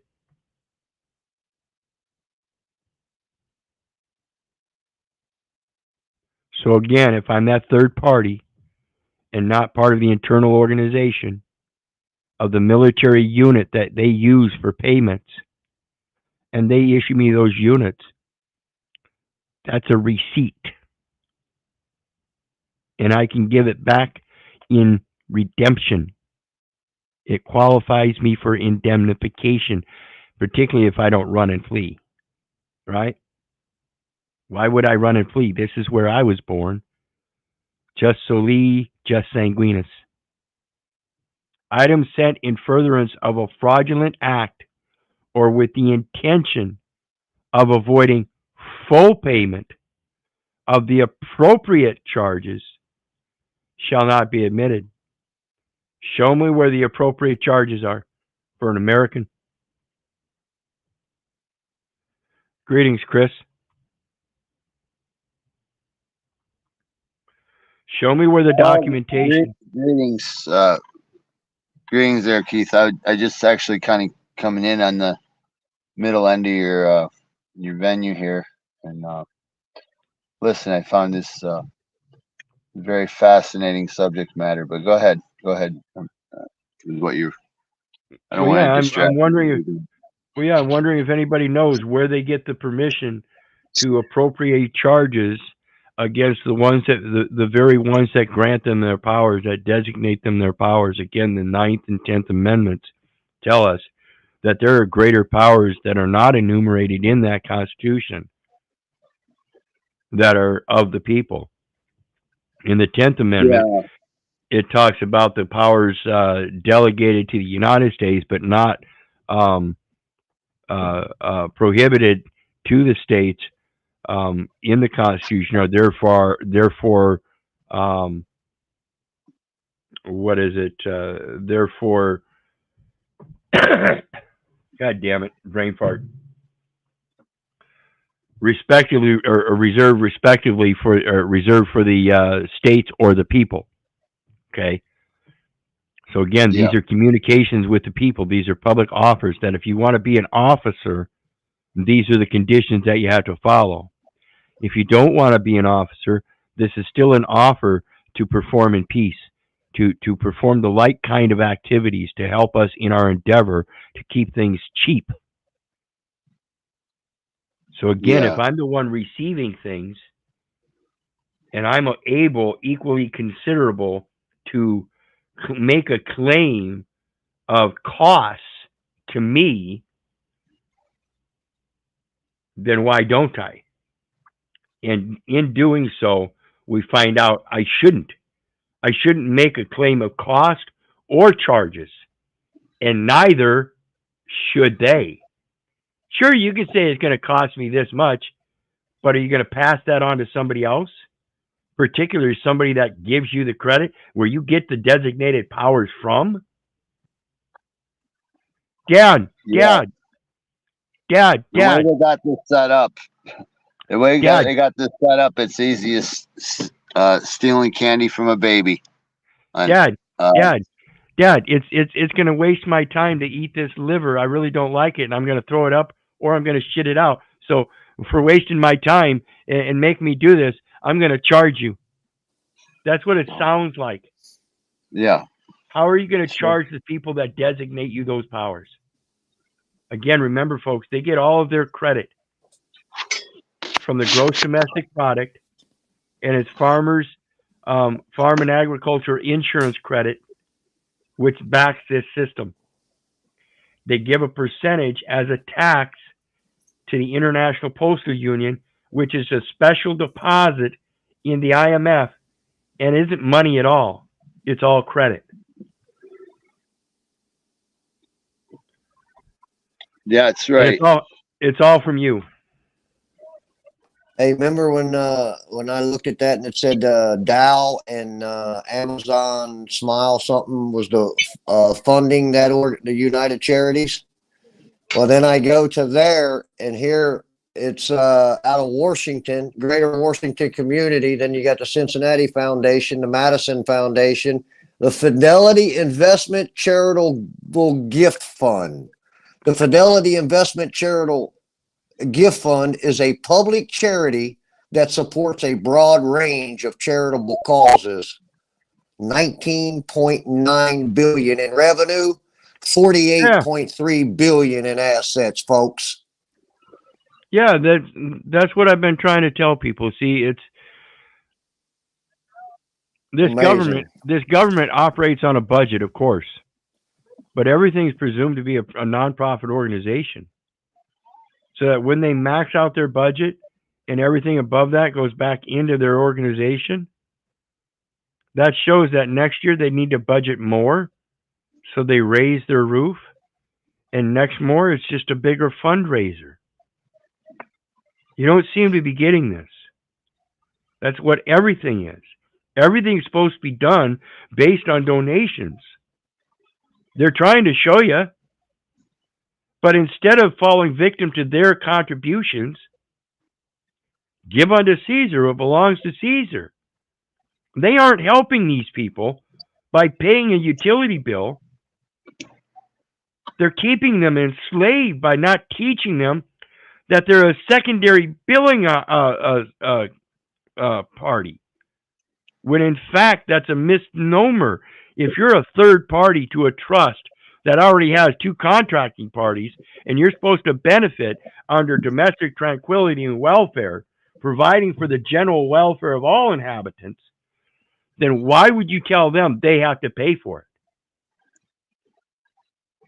it? It doesn't make It would sense. seem that affecting an agricultural lien and sending a courtesy notice may have some effect in changing some of these things. And I've been writing that in my own thesis paperwork regarding what might be done with a proper agricultural lien to put these people on notice that they've been fucking up for a long time. Listen, the agricultural lien's already there. It's Leviticus 25 verses 23 through 25. That's where it's gonna correlate. Who the fuck are you? Like I said last night, who the fuck are you to condemn his land? It says you're not supposed to sell the land forever, for it is his, and we are strangers and sojourners with him. And that in our lands of possession, and when we possess the lands, we possess all that's below and all that's above as well. And in all of our lands of possession, we're supposed to give a redemption for the land. In those lands, if we run across one of our brother, our next of kin, and they have sold off their belongings, and we offer to buy them back too, we're supposed to redeem them too. That's our purpose. Not to be charging everybody, but to overwhelm with the truth, to learn how to redeem this shit. Like I said, I've worked 40 years in this system, and they have insurance credits and unearned income that is sitting there that I didn't know that was even there until I started doing this research. Now that I've done the research, now I know I can do a forensic accounting on the decedent numinant report, which is a financial statement of all the transactions, commercial transactions throughout the entire time that Social Security number was used. No, is that numinant report, isn't that done in 2 phases? You've got the decedent numinant that you have to get first, and then you can do a live numinant. The decedent numinant is done by an application to a certain address. Live numinant is done by handwritten request and has to be mailed in to another address. And you have to do the one first before you do the other. You have to do the decedent first and then do the live numinant. And they tell you, look it up. Thanks for articulating that, because my brother wanted to go ahead and do that, and I was doing some research into it, and I told him we'd go ahead and start the process when I get home. Yeah, and to it's a do matter that. of correcting the estate. It's a matter of correcting the estate and recovering the estate because I assure you, when I get ready to do mine here shortly, hopefully, they're going to try to tell me, well, no, we don't do Health and Human Services is going to try to tell me, well, we don't do anything about that until you die. And I said, well, no, that's the problem. They're administrating the estate in a probate fashion while I'm alive, and that's opposing the dynamic that's put out in Scott versus McNeil, that the courts of probate have no jurisdiction over the estate of a person who is in fact alive. So who do they think they are? See, again, it goes back to the conviction thing. They can no longer convict me anymore because I'm already convicted in the word of truth that I know. I'll never let them pose any of those false accusations again. I can't possibly There may be some deception in that word alive. I can't possibly be a defendant. It doesn't matter whether you want to talk about alive or not. Now we're talking about something that is clear and principled. I cannot Right. be All I'm indicating is in the breakdown of the language, you have Absolutely. an A before the word live, which makes it a no live.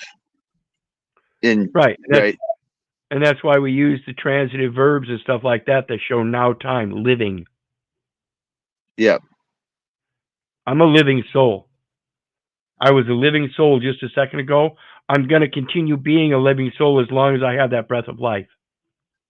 They want to continue to use the cemetery law to manage the underworld empirical aspect here.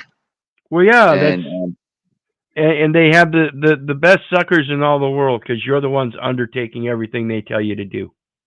We sure are. Undertaking it. That's exactly the way this language works. So anyway, let me see. I don't think there's much else that I wanted to look at in here.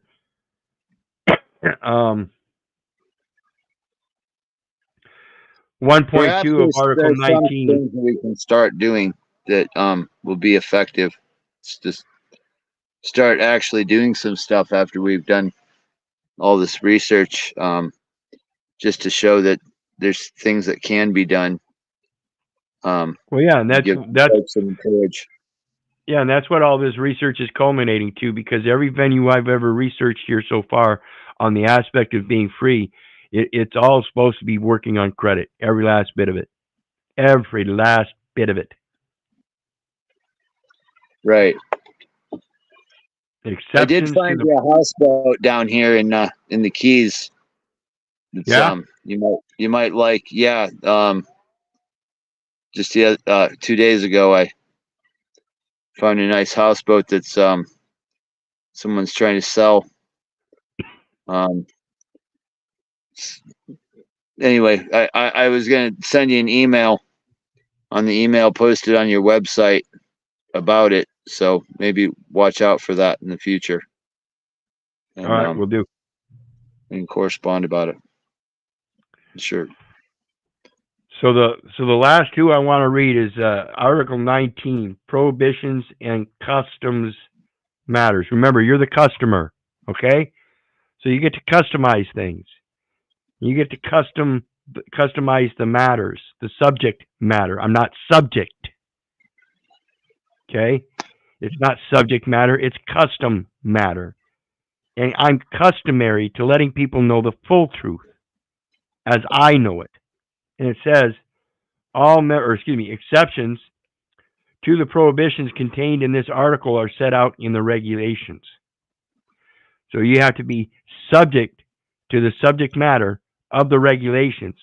You have to have already taken upon a designation. Exceptions to the prohibitions. So if you're part of this and there are prohibitions, they're telling you you can't do this. That's a sanction. You can't sanction the word of God. So they can't sanction you as long as you're putting the truth out there. They can't sanction it. Make sure your word is true.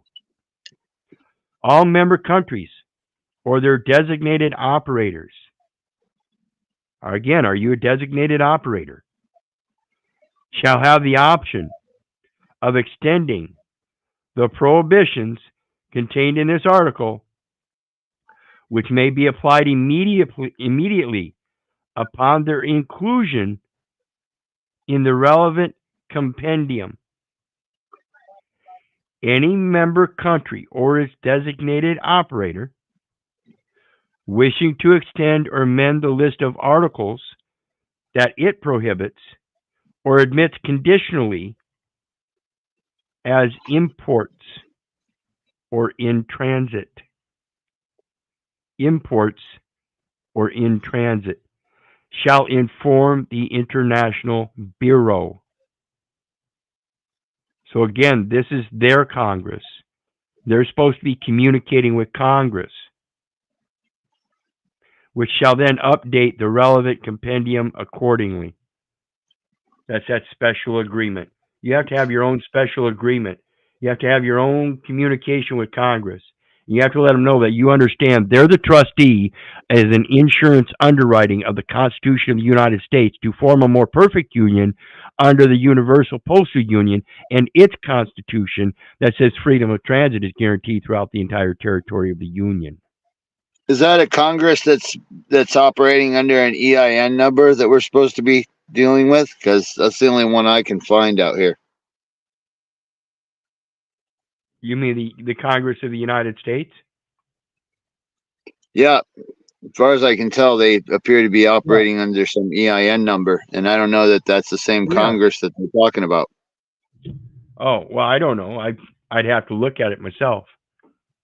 But yeah, I mean, that's just an interesting distinction, because do they have some Congress that's not indicating the Congress that is prescribed here that we're speaking to? Because I didn't know that they're supposed to be operating under an EIN number, or that they even had EIN numbers when they wrote that. Well, yeah. Congress walked out Sindai 1860 and ain't never returned. That's the loss of the republic.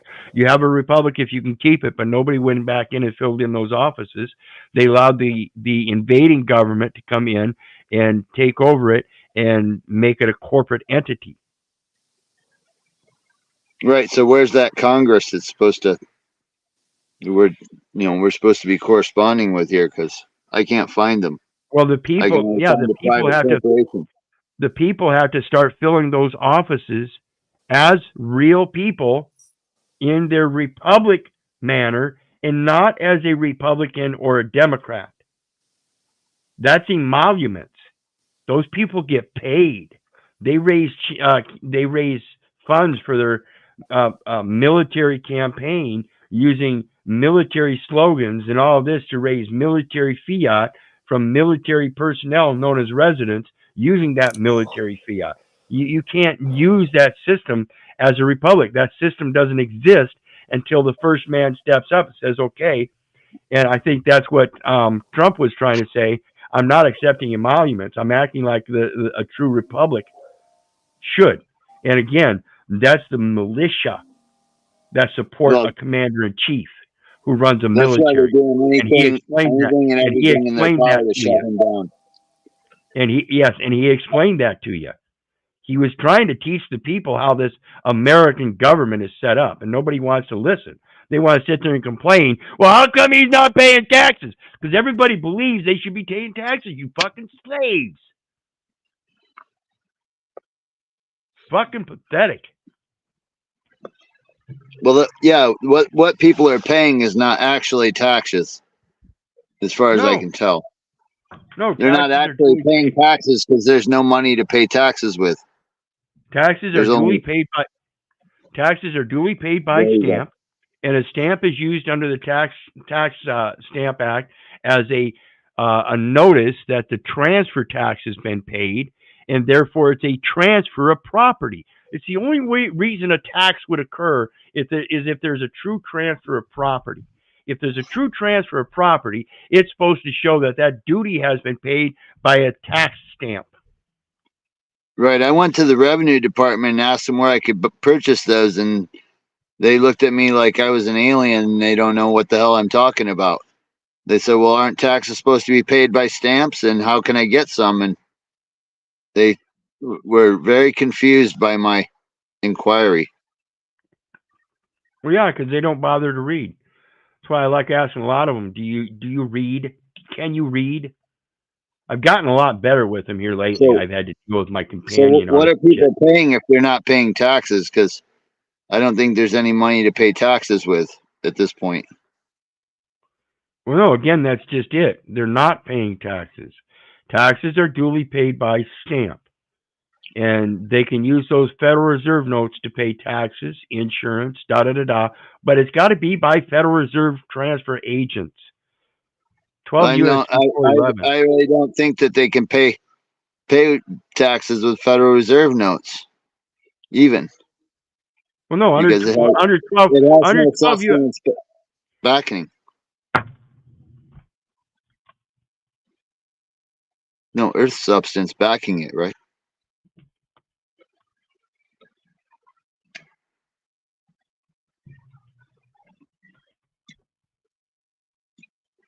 Okay. Postal. 12 U.S. Code 411. Issuance to reserve banks. Mm. Nature of obligation. Mm-hmm. Redemption. Mm-hmm. The Federal Reserve notes to be issued at the discretion of the Board of Governors of the Federal Reserve System for the purpose of making advances to Mm-hmm. Federal Reserve banks through the Federal Reserve agents as hereinafter set forth, and for no other purpose are authorized. Mm. The said notes shall be obligations of the United States and shall be receivable by all national and member banks and Federal Reserve banks, and for all taxes, customs, and other public dues. For all These are- taxes. Okay, there it goes. They're all public taxes or dues. Mm-hmm. They shall be redeemed in lawful money on demand at the Treasury Department of the United States in the city of Washington, D.C., District of Columbia, or at any Federal Reserve bank. Mm. So, the way this reads is if I get a bill, did you know that a bill is deemed to be lawful money? Not lawful coin. Like a Read true it. bill? Read it. It says lawful money, Uh-huh. not lawful coin. Uh-huh. So in lawful money on demand at the Treasury Department of the United States. United States is in the Treasury Department of the United States is internal with the Internal Revenue Service. Mm-hmm. Which is a separate entity than the IRS. My understanding is Internal Revenue Service would be more like the military backing enforcement behind the IRS that is an accountant for a state. It's the one in Ogden. I'm saying the people with the guns and clubs are, in my understanding, the Internal Revenue Service. And then you have the IRS. That's the Internal Revenue Service is the white collars sitting in an office doing the paperwork and reading all this fucking insane mail. And who are the guys with the guns and the clubs? Are they not a different organization? back I in don't know who I don't know who would think that a tax collector would be as a private entity walking on American soil, and honestly believe that that motherfucker has any authority. right. I don't know. Well, my understanding is that I don't know where people get that. the corporations are to pay the taxes, and that they're armed the way that they are with so much um, war equipment because of the corporations that are reluctant to pay their taxes or Well, whatever. I don't think Well, again, I don't know where you think the IRS has got all this war equipment. That's your local police department being militarized. And again, martial I've law, seen a lot of martial photos on the internet again, of these people. again. Yeah. Hmm. Why Internal Revenue Service workers would have guns and badges, I don't know. Martial law chiefly affects the police and the collection of public revenue and taxes. So if for public revenue and taxes the IRS wants to collect, they're going to use the police. Don't you get it? That's what the Yeah. policeman is doing alongside the road. He's performing a taxing event. He was already sent. Every one of Right. those incidences is a taxing event. Well, right. Like they shouldn't be able to tax my household good in the form of um, my means of conveyance, a passenger vehicle, private automobile. Well, no, and that's because you didn't purchase it right. Again, every time you Your guys use purpose. a Yeah. card, every time you guys use a card or any sort that is claiming that you're a United States citizen or a resident, there's a record that's going to be made that is deficient because you didn't put in the proper data elements. You are not the United States citizen, and that yet needs Mm, to be corrected. Even in my situation, mm, that's mm. why I'm still saving you all these goddamn receipts. Okay, so I believe there's a record of all of it though internally. so if I purchase, say, a a private automobile, then Again, you're not gonna. should it be like a postal money order and No, say no. something like a private automobile in the memo? How do we make that distinction as to that? What You know in that what you capacity know are we You're doing an buying that open thing? endorsement on there.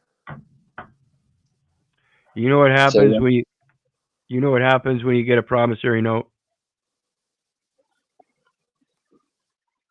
Somebody when we get one, somebody made you a promise, right? Said I promise I'm gonna pay sometime in the future, right?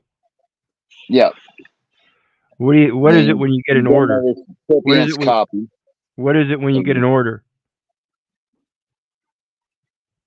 mm. It's a demand that you pay, right? You know, you go to court, they order Oh, you, sure, right? sure, They give right. you an order. It's a demand to do something. It's a demand, right? Hmm. So you go to a car lot and you get a purchase order. Why would you turn around and use a promissory note instead of the purchase order that they offered you? It's an order. All you got to do is put the right elements on it. It's Mm. already there. It's a negotiable instrument. It is cash money, baby. It is lawful And money how would we enforce that then, in your opinion? through the numbers and the assignments, the signing. Mm. Maybe we should try that out. I'm going to, I'm and as soon actually thinking to go to as, this. and I'm going to be doing it with some bills here again here pretty soon. Show people exactly how it's done, and hopefully that'll be the final step we need to do to get these things going. I already did it with the lease agreement. I want to figure out how to pull our private company's Honda Element out of this tow company, who is hell bent on not giving it back to us under any circumstances. And because it was actually sold as a as a passenger vehicle, and we intended to use it as a private company passenger vehicle, non-commerce. It's a Yeah, household non-taxable good, and nobody understands any of that, and they don't want to recognize it, and they're trying to tell us all this nonsense that we know is not true, yeah, and not recognize anything. and again, it's because not too many people are doing enough research to know how to rebut them when they tell you, well, that's not true. The fuck it ain't. No, well, Got it right. The fuck it yeah, ain't. The fuck it ain't. I've got it right here. You right. see? When we show them what's true, they just ignore it and walk away. So Okay. they did with it. Yep. Okay. Yep. Okay. It's just what happened. Because I'm not having that. I'm not having that. Yeah, I'm not having it either. This. I've been doing this for 7 years. Let me pull something up, guys. I wonder That how was- well that would work on trying to get in a I'm place. putting a case together. I'm putting a case together, taking this tow truck company and its indentured trustee to the federal court level, and we're gonna figure it out. Because I got better 5 do it in people's equity. private property You up in better- that car, and they're all wanting to know where their shit is, and I can't Yeah. give it to them. Yeah, and I'm telling you, those are the bad situations because you got all kinds of hounds standing around barking and making all kinds of accusations, and you're not going to get anywhere that way, brother. I guarantee you, you are not going to get anywhere. Hmm. You were talking about that agricultural lien earlier. They're going to lock you up. Yeah. Well, they would. I know that any opportunity they probably would, but I know where that agricultural lien goes to. Ecclesiastically, I'm understanding what you're saying with that, but I haven't put any agricultural lien into the public. I think people should be very conscious. It's all about a correction of the record. Don't be putting any more shit in there, messing things up, making it worse. True. Well, I'm just saying there's got to be a way to pull our company's truck up out of this tow company before they do their worst with it. And This one here is Oh, okay. 11. This one here is 11/26/2018. Notice it's from the clerk of district court, and the thing covering up on the window there. That's because it was my companion's name. But just know it was in the all uppercase name, and all the information on there. No parody up at the top left hand corner. Private and public cannot mix in commercial venue. Cease and desist immediately. Then I have a little arrow here pointing over to clerk of district court. Notice how it's all uppercase. Person, corporate, artificial. Notice I put in federal zone. That's a zoning improvement plan. That's a federal zoning improvement plan.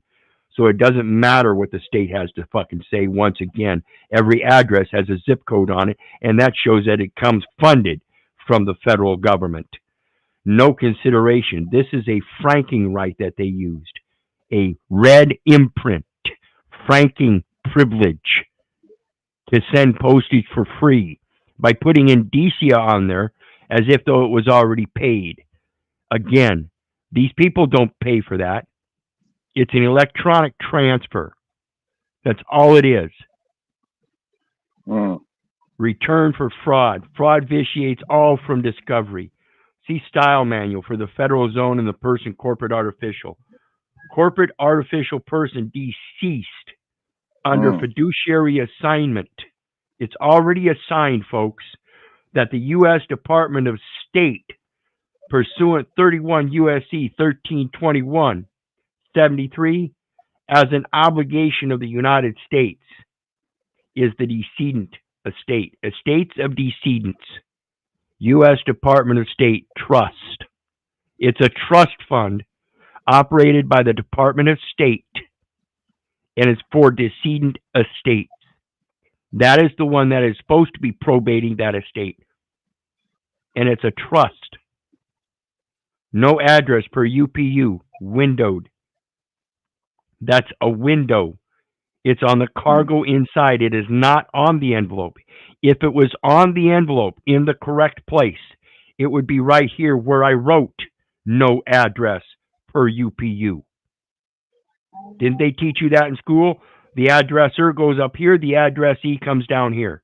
Your stamp They sure goes up did. here, your stamp goes up here, and if you have any kind of postscript message, you write it down here in the left corner.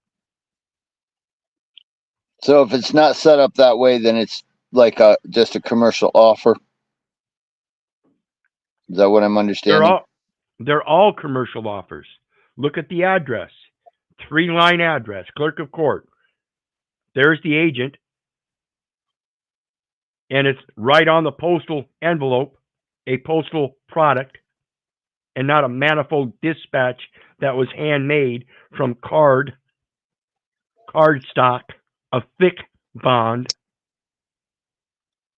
Yeah, it's all over the place. The agent with the street name that is securitized, and you know it's securitized because it's got a number attached to it. Hmm. It's called a street name security. And the trust is expressed city, state, and zip. That's the municipality, the state, and the federal government. You're supposed to be an officer and agent as a resident. You're using the wrong address format, and that's what it indicates. It's laying the assumption and implying that you are a resident, because that's what you said, and that resident is a Federal Reserve agent using his residence as a primary place of business for all of the financial accounts that he's posting to.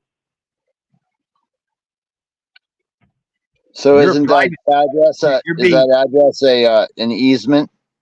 Or that zip code address? It's a service product. It's a destination point. And if you use their destination rather than something foreign, like a natural area code or something else that can be set up with that acknowledgement of that address. Yeah, I acknowledge this address is 1334 Meadow Lane, whatever. But I use the national area code address, which is this. It will still get here. So one of these days, I'll just quit using that 1334 Meadow Lane, and I'll give you the natural area code address. It's another way to do it. There are many different ways to relieve yourself from these various different possibilities. And like I said, you don't necessarily have to make your own homemade, prepaid postage indicia. There are other ways you can do it simply by writing right on the envelope, Her Majesty's Royal Mail.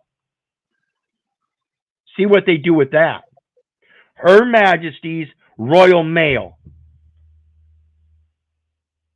See what they do to that. So what if you have like a block and lot number that has your own property description, copyrighted property description on it?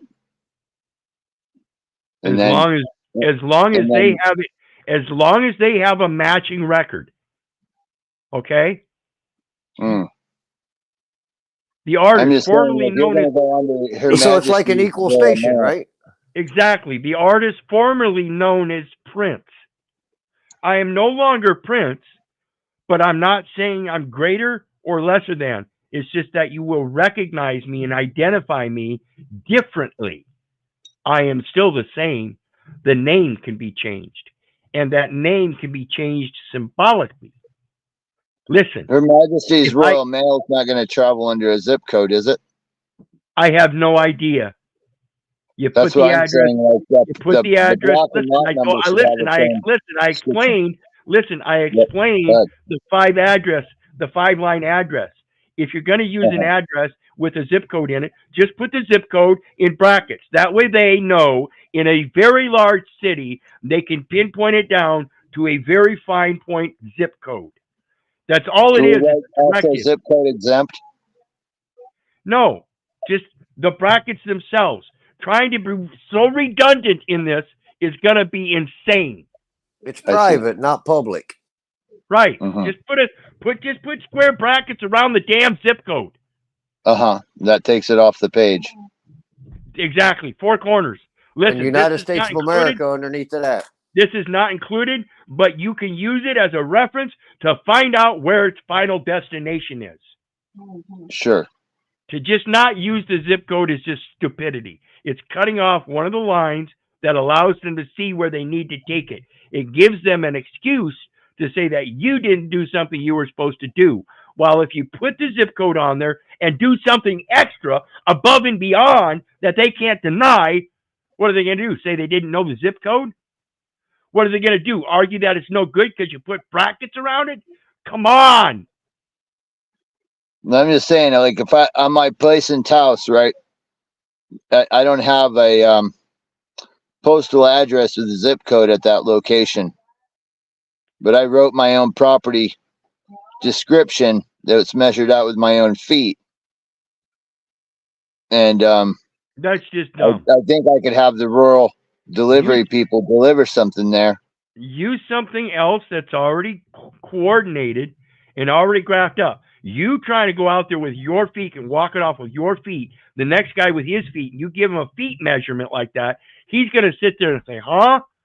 You have to give him something that's going to be recognizable. Mm-hmm. Okay.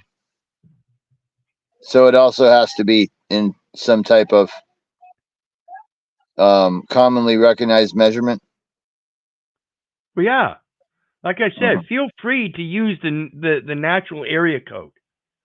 It's set up. All you got to do is punch in your address, and instead of using the federal address, the national format address or national address format, you're able to use something that's outside of their services and products.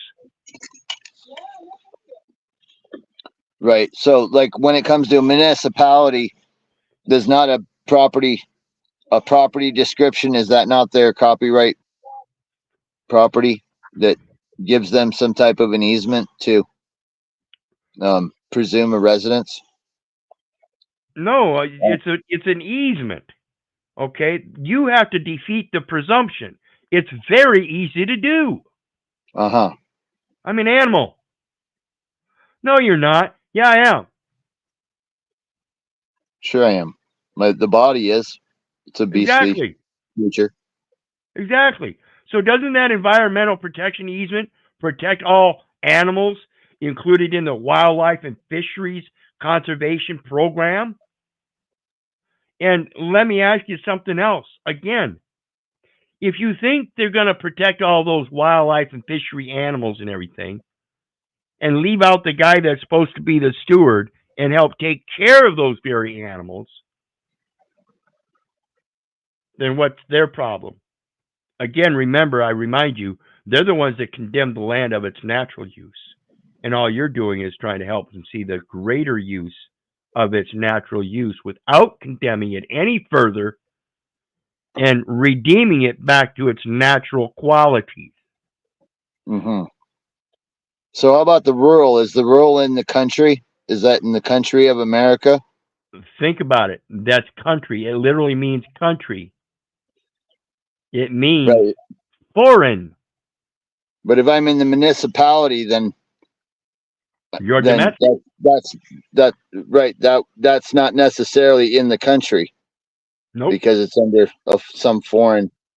You're claiming a resident rather than a rural address, a country address, or a resident address. Well, that country, that's a little bit of a distinction there because you've got these plots of land that aren't 1 block long. They're not lots, plots, and easements. Right, like my ranch is not necessarily on that. True. I get that. You got to understand there are so many presumptions in this, but every last one of them is based on the fact that you make that assumption yourself. You assume that you're this American citizen, and feel free to go ahead and feel free to assume you are an American citizen. But remember, American is a person. Again, I think the body, the body could be. Again, you are not the person. Because the soul is the divine immortal spirit, but the body could be seen as an American citizen or civilian, rather. Right. You're a living soul as opposed to a person. Now, a person can exist in the past, it can exist now, and it can exist in the future. But a person is not the one that was living, is living, and will continue to be living. It is only a representation of that which is real. Their bank charter, that United States Constitution for the United States, it reads in the sense that man has persons as property. Yes. Not that we are persons. Yeah, that's what I was talking about with the Fourth Amendment. You have the people have a right to be secure in their houses, persons, papers, and effects. You're not your house. This is clear. You're not your papers. This is clear. You are not your effects. They come after what you do. This is clear. So therefore, you're not your person either. Again, your person is just merely a description of the real thing. So this is my argument when if I'm to take this situation to the federal court, is that I was relieved of my person's papers and effects unlawfully without due process, and so were the other people that had their property in that vehicle. I was deprived of the state resident that I claimed, and in so doing, it caused me harm, damage, and injury, not by any future things, but by my realization of what had already happened in the past, and now I have to correct all of those things. It's that's happened. It's the damage and harm and injury has already happened, and I did it to myself. And along the way, I might even cause some loss, damage, or harm to somebody else. I don't know. I hope not. But you know, there are things that I need to reconcile with myself, and that's never going to be anything more than the knowledge. I can't reconcile it with respect. I can't reconcile it with money. I can't reconcile it with materialistic things. I can't reconcile it by going out and doing things. I have to reconcile it with the knowledge, so that everything I do in the future is done with a supplemental presence, that it's not about me. Because I've already got everything I need. I mean, aside from the knowledge, of course, and the experience, but that's the only thing that ever keeps me going anymore, is that I have this ability to keep growing and keep learning, and that's all I know to do anymore.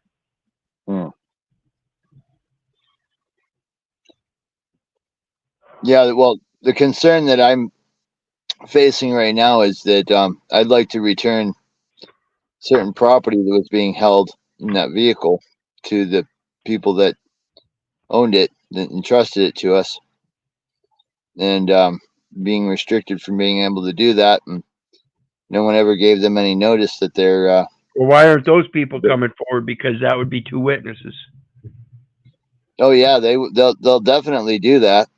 And we could. No, they should be. No, they should be. It should be already done. Well, that was what I talked with the marshals today, and they kind of indicated that we would have the capacity to do that, and then they would have the capacity to help us if we did that. Well, most certainly, they're the ones with the real claim when it comes to the property inside the car that's theirs. You have the real claim to the car, and they have claim to the other property. So they've committed multiple offenses. Absolutely. But, we have very expensive artwork that's in there, as well as tools and all that stuff that belongs to other people that entrusted that to us. And then, the car is something else. That we don't expect that we're going to get that back, but, these people are just very, very, very criminal in the way that they think. And appropriate. They don't want to recognize anything other than what they know. What's an appropriate order of court? Right there in that receiver, number 6, as a receiver. That's where they're making appropriations. There you go. Learn to connect those dots. It's an appropriate order of court. It's an appropriations. It's a judicial determination. And so this is one of the judicial officers of the court that is in malfeasance of trust because as it says here, the master commissioner shall perform such functions, including those of a receiver. See, that's the one that's supposed to be receiving. Well, Britney Spears was in a receivership, wasn't she? Or still is? She was in a guardianship, and there was a custodian who was the receiver. Ain't that crazy at 40 something years old? This is a sick world we live in. You can't make this shit up.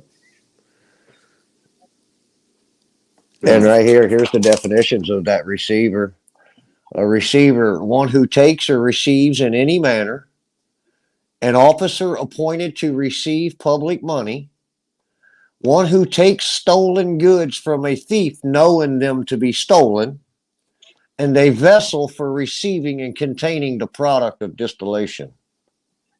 And it said she was the receiver. Right. And they received those federal funds from that Federal Contributions Act under the SS 16. Yep. The public money. Now, who do they get the public money from? You. Yeah. And did they do it for military necessity? Uh-oh. Were you a transfer agent that was supposed to have that money? Or was that stolen goods? Uh-oh. Interesting. Pretty funny how that, pretty funny how those words work out, huh? See, you're not supposed to have those transfer notes, folks. Those Federal Reserve notes. Those are for Federal Reserve transfer agents. For Federal Reserve Bank advance to another Federal Reserve Bank to pay taxes, the insurance, and all that. And if they're the ones responsible for paying taxes, the insurance, and all that, what are you doing paying for them?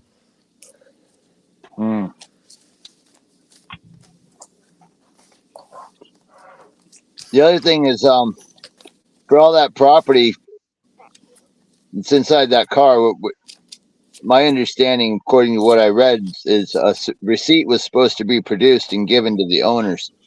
It was never offered. Therefore, it is discernible as a theft. Who's got the car? Who's got the car? The tow company, of course, has the car at this time. They still got it? Yeah, they still got it. And they've still got the property in the car. Oh, yeah. So they're the holder of the possession of the stolen goods. Yep. They're the ones that receive. They're the ones that receive the stolen goods, right? Yes.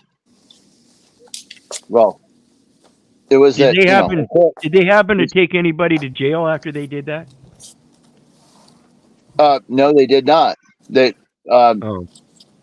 was a temporary illegal custodial arrest of myself until they elected not to do that, thinking that was probably not going to be a good idea. I think I articulated that in the last time I talked to you. But. So now the tow yard is wanting money from you. So that's extortion, right? Well, yeah, and we have the money to pay them, but they're not even letting it go because they're like, well, we can't determine who the doesn't have state tags on it, and they can't determine who the registered owner is. Yeah, and see that's who last had the title in their name. Well, right, it's in a company name. It was sold in 3 days before Thanksgiving to a company, and they're saying that. Wrong. Okay. Wrong. Okay, correct me, please. The state. Who issues the certificate of title? The state. So who has the title? The state has the title. There you go. Right. So. Does the state know that they're using it as an extortionate measure against one of the very own state's residents?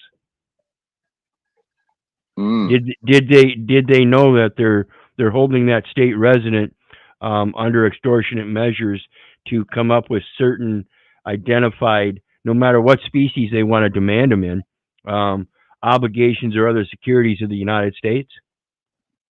Isn't that an obligation? Sure they don't know that.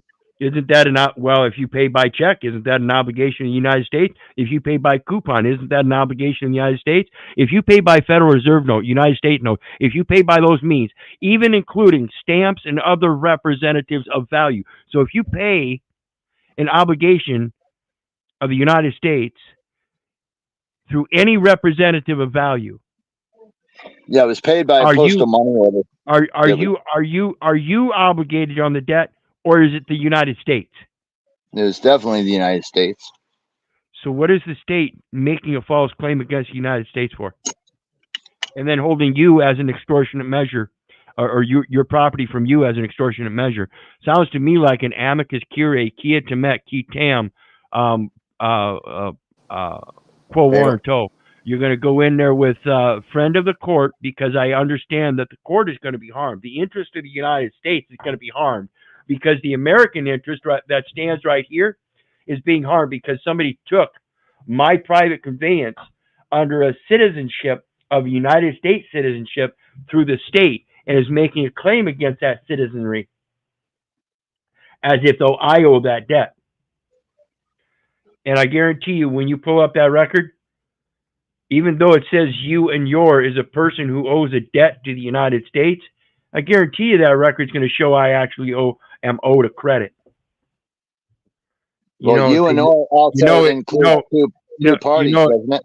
If they name me in that case as a defendant, and I pull up Form A0430, and it clearly says creditor, do you think they're going to be willing to admit that maybe they made a mistake? I don't know that they ever want to admit they made a mistake.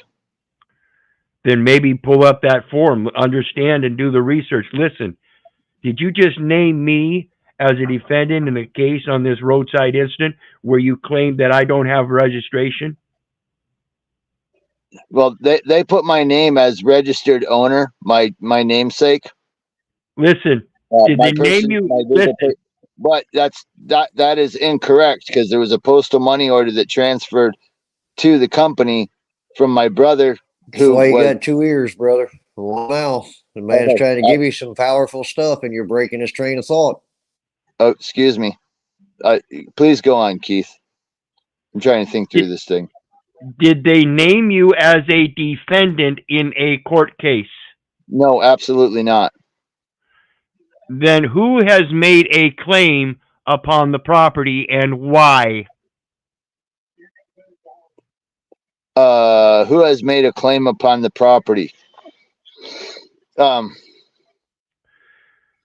kind of hard to tell. There was a PD officer calls a tow truck company and says, remove this car because it doesn't have a state tag on it.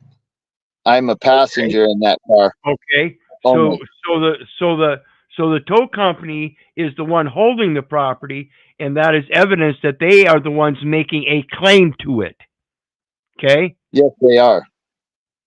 Okay, what is their claim to it? He said that they don't have any further business to deal with it. So yes, absolutely. The PD doesn't have any further claim. They're just using some statute or whatever, local city ordinance, to say that it can be removed because it does not have a state tag associated with it.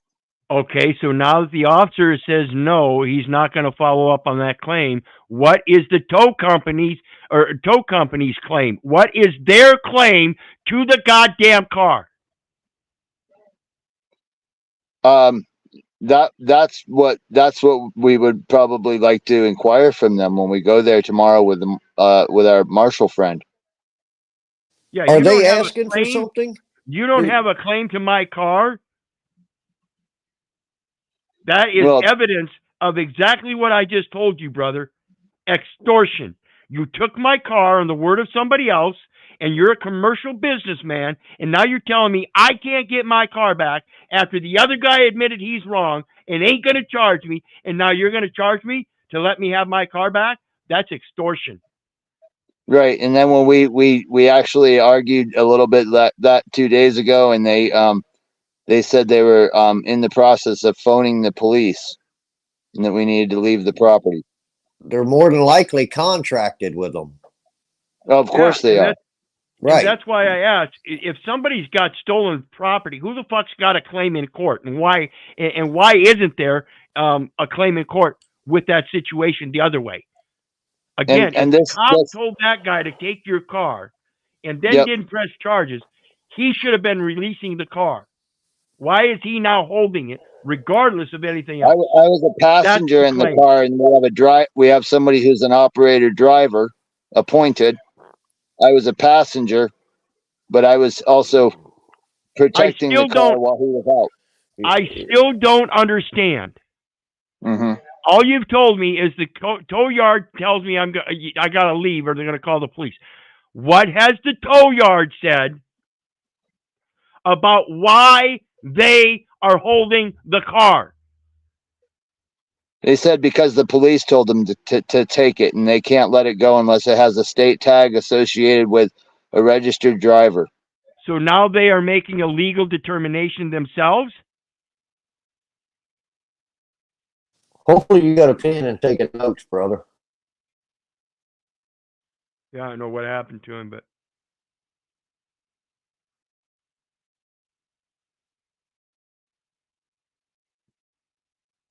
yeah, Ascending Ancient gets it. If they don't have an express claim and they are acting as a creditor, as if though they have an actual valid claim to the automobile themselves as a debt, they're treating you as a debtor,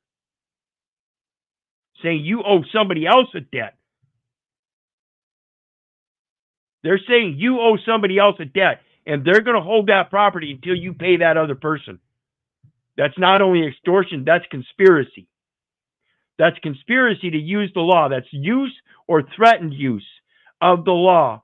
Civil, criminal, or administrative is the abuse or threatened abuse of a law. Civil, criminal, or administrative. That's a 30-year sentence? Let's look that up. Think I'm playing around, folks? 18 U.S.C. 1589. It's called forced labor because they're going to force you to go do something else in order to get your car back, even though they don't have a claim on you or your car.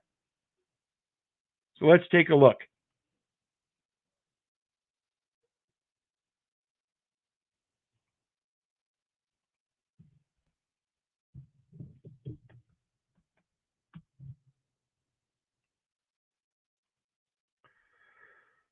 One last time. 18 U.S. Code 1589. Forced labor. Whoever knowingly provides or obtains the labor services of a person by any one of or by any combination of the following means: by means of force, threats of force, physical restraint, as when they arrest you alongside the road, or threats of physical restraint, such as when they're going to call the cops on you if you don't leave, to that person or another person, by means of serious harm or threats of serious harm to that person or another person, by means of the abuse or threatened abuse of law or legal process, or by any scheme, plan, or pattern intended to cause the person to believe that if the person did not perform such labor services, such as going out and working long enough so you could pay for a new registration and get a license and insurance, all that, and maintain all of those expenses year round, that would be forced labor. That person or another person would suffer serious harm or physical restraint, shall be punished under this subsection or under subsection D. So we'll see that here in a minute.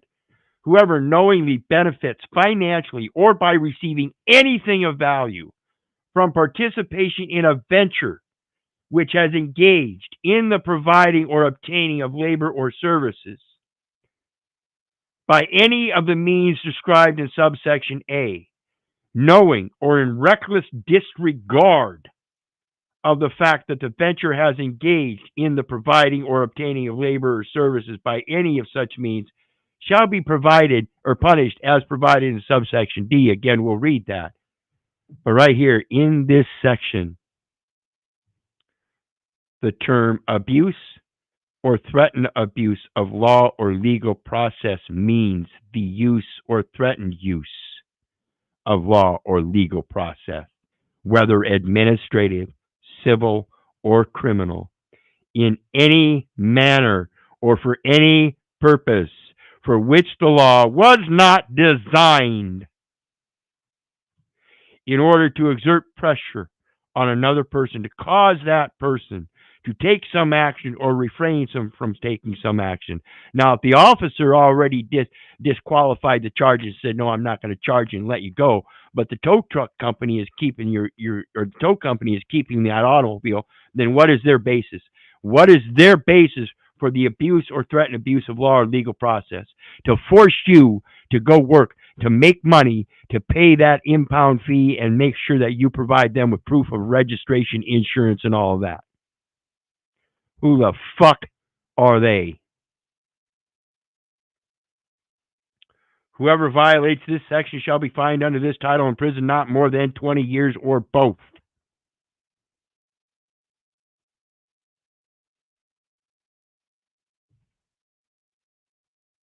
Yeah, the judge told me he was going to have to take notes in case he had to take some kind of action. I said, well, good luck. You better take all kinds of them. You got a long way to go to keep up with me. I said, well, You think hey, I'm maybe playing, you can folks? find her. I can't even find them, buddy. They won't even talk to me. I've got notes galore, folks. Hey, I got about 3 of these. I've got notes galore. I've got notes galore. This is just one little packet. But this is the bad one right here. This is everything a man needs to know, pretty much right there with them And then cats. I've got this one. And these are all bound. All the rest of them are all bound. I like my notes enough that I bind them all. Yeah. And I've got this whole fucking drawer full of them. These are things that I printed off on my own printer. That probably looks familiar, And bound Hunky. them myself. So I have my own little private library of PDFs and stuff that I printed off of the internet. All study material that I've researched in the past. I'm not playing games. The law of land warfare. Public law, an act of, what's this one? Plain Writing Act. County Sheriff's Handbook. Waterloo Police Department. Operational Guidelines. Departmental Regulations, 5 U.S.C. 301. Foreign Trade Zones, a primer. What's this one? Actions against foreign estates. Oh, the Foreign Sovereign Immunities Act. Federal Arbitration Act. Hobbs Act, extortion and robbery. There you go. 18 U.S. Code 1951. That's another one. Internationally protected persons. The status of consular employees. Full text of Senate Document 43, Money Banking History. Senate Document 43, PDF. Putting privateers in their place. The applicability of the Markham Reprisal Clause to undeclared wars. Fair Debt Collection Practices Act. Uniform Power of Attorney Act. Arrangement of sections of the Negotiable Instruments Act. Weiss Concise Trustee Handbook. Harvard Law Review, the right to follow trust property when confused with other property. Biblical maxims of equity. Maxims of law. Maxims of reason. I'm not going to play around, people. These people are supposed to be the professional world communicators. Why is it everybody lets them get away with not being able to communicate? Because we have a population that has a general consensus of an education, an English education, comprehension of 7th grade. I urge you, get off your asses, learn how to read, learn how to write, learn how to compose, learn how to be imaginative and creative so you can come up with solutions for yourself and others that are similarly situated. And I'm telling you, part of that solution is always going to be to study to show yourself worthy and approved. Without studying to show yourself worthy and approved, you will continue to fail. Even your experiences are part of that studying.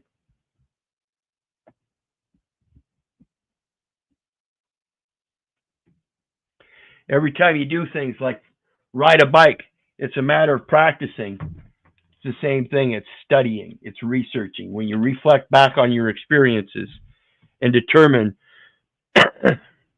whether you want to try that trick again, or maybe it's a little bit too hard and it's a little bit too dangerous and you don't want to.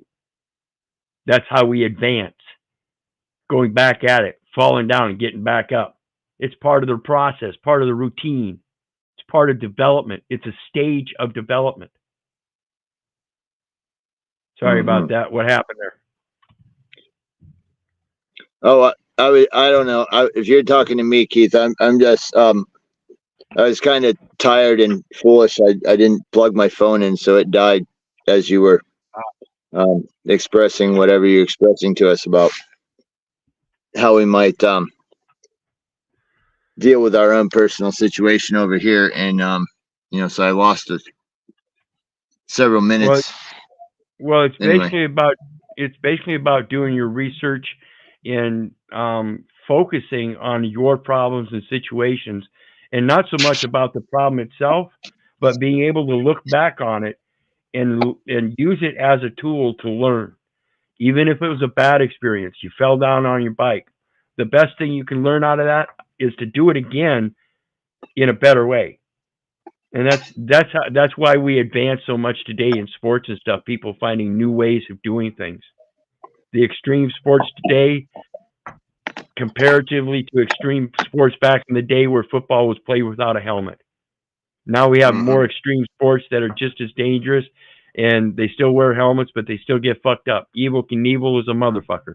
We have all kinds of people that are willing to push the limits and those kind of things, but my God, they get mentally and emotionally imbalanced and scared in such the smallest things and think that they can't learn. Right. That's the biggest fault that you can think, is that you don't have room to learn. That's our that's our purpose. That's our purpose. Do you think, Keith, there's something mentally in our minds? Because you know what I've kind of noticed here lately is all these big talkers, they kind of hypnotize the people, almost like when they roll up on you 2 or 3 deep on the side of the road and get you all fucked up in all these big words when it's real motherfucking simple. You know what I mean? Well, it's like, I remember one time I was living in Nebraska. I was getting ready to finish up with my business over there. I was going to be moving over back to Iowa, and I was on a trip. I used to come over every 2 weekends to come look for my daughter, and it was wintertime, and I was flying. I had just done a show.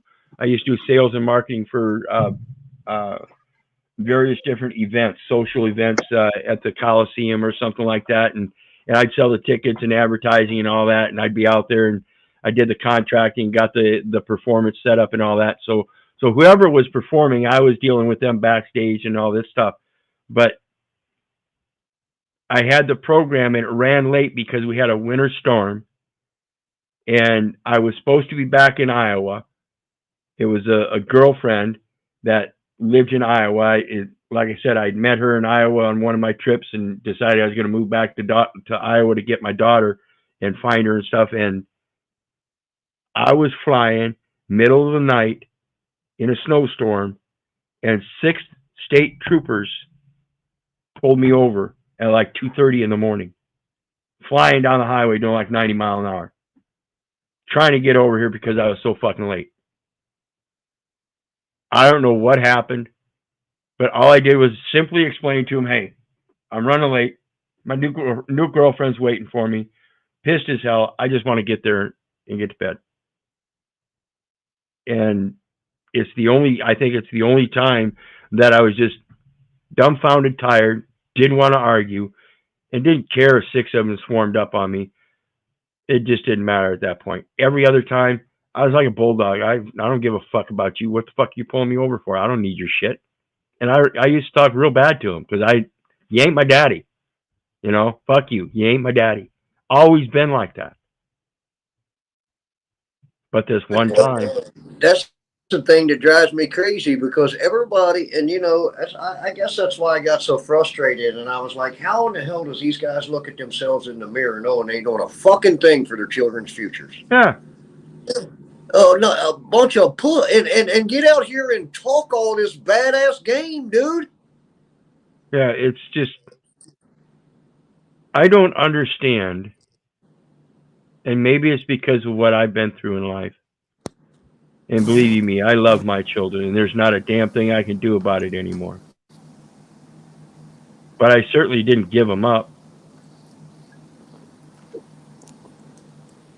I did everything I could in my power. And I don't see why any other mom and dad wouldn't do that. I don't see why I see mom and dads leaving little children in hot cars in parking lots, taking them out in the middle of wintertime with a diaper on. I mean, this is pathetic. Of course, I don't know the firsthand experience there, but I can see from a distance that it just doesn't seem right. So yeah, maybe there's something wrong there. And I do know a lot of things that went wrong in my own life. So yeah, it's very easy to see. Yeah, because I get often thinking about things because then I forget that look at all these communities has been destroyed by these master commissioners, not even only through the education system, but even in their communities with the drugs and everything else. So a lot of these people out here that we see we haven't been properly taught, and obviously the upbringing wasn't too great here the last generation or two, right? With everything that's going on. So, and I think that whole trauma base fucks a lot of people up. Of course, you already know what it does to the real motherfuckers. Yeah, it because says that's here. what drives us. I wanted to bring something out up to you in regards to that master commissioner. Now, folks, not all states have master commissioners. They don't always call them master commissioners, but generally it's like an advisor to the courts. And it says here for Ohio, it specifically says and tells you that master commissioners are responsible for assisting the justices of the court in researching complex legal issues and preparing written analysis. Same thing here. So it's like a understudy of a legal firm or something, without saying that. So these people are members of the bar that are placating that they're just doing some research and writing up of documents for the court justices. It's what's all weird? It's all one big gang, and you ain't part of it. I'm telling you. When will you get that? George Carlin said that how many years ago? Quite a few. But what gets me is it's the master commissioner that has to have the SS-16, which is the federal contribution. So how is it that they're there to just be an assistant to the court that was created off of the SS-16? Well, again, you got to remember they're passing all those documents and interpretations and stuff to people that aren't signing them right, don't know it. No wonder their asses are running. So they're taking on so they know people are taking on the liability. So that means they have a perfect opportunity to take on the benefit, and at the same time, if the people are going to be that stupid, they'll operate as a nonprofit, take the benefit, and it's all slush fund, every last bit of it. And I don't understand how people can't see that reason and logic. They're operating in a nonprofit capacity as a trust. And that's what gets me. How do you not see it? Because I know when I went to work for the right reasons. You know what I mean? I wasn't going out here to make a bag to get rich to enslave other people for me. I was comfortable where I was at until 19 or 20, whatever it was, when they shut us all down. And then I said, fuck all of you motherfuckers from that point on. But why are they allowed to keep 55 years of what I went out and created with my own hands, and they get to keep all that, and I get nothing for it? I'm just a bitch ass slave to the system? No, I don't think so. But then you got, I don't see why people say, well, you got to pay for something. You ain't getting nothing for nothing. Man, they got all of my whole fucking life. They got your whole fucking life. How much time did you spend with your kids out there while you were working? How much time did we Yeah, spend with our families and our loved ones? None, see, because you were forced into labor. and that's what I'm talking about. You know, it's people are so taken up on this thing about convenience of sending their kids to the public education system, and then turn around when they get in their old age themselves. Kids don't want to take care of their parents; they're going to send them off to an old folks home. It's a general concept of taking upon those conveniences is your own destruction of your own family, and they're just helping you along, and it's devastating to the family. Yeah. And people just don't see this. Well, So that was the whole game anyway, right? To destroy yeah, the man. well, yeah, that's what prevents you from being strong like a nation. Then they You can don't have, create their own little species of yeah, the, you know what's. yeah, you don't have to be a nation itself. I have as much power in my index finger as an entire nation. Okay, it's called education, and as long as I can point my little ones, my younger generations out to the proper information in the right places and how to observe that and my interpretation of that, I think we're off to a good start. But again, you don't have to be the nation to have the power of a nation. Know what you have for plenary powers, and that's the ability to self-govern. That's it. That's what this is all about. The power's in the imagination. As long as it's in the image and likeness of good works of our Father who art in heaven. Yep. And See, remember, this shit is easy at the end of the day, man, but nobody wants to lay into equity with it. Why is that? Why does everybody want to bend off of that center balance and it, accept some currency from man that man created? it's too hard to live in equity because that means you have to do work and forethought and Yeah, preparation. yeah. You have to plan and make sure you stick to it, because if you don't, then other people won't think good about you, and that's not equity. But who cares about equity? I want to get that gold bar. Yeah, I want to get that bag. Yeah, And that's what I see. I see a lot of people trying to get a bag and run to the woods when people are coming out of woods and privacy, putting themselves in danger to clean the fucking shit up. it's just amazing. Everything is literally, I mean, you remember when we had those conversations years ago, everything being backwards? And I mean, literally, even everything. Absolutely everything.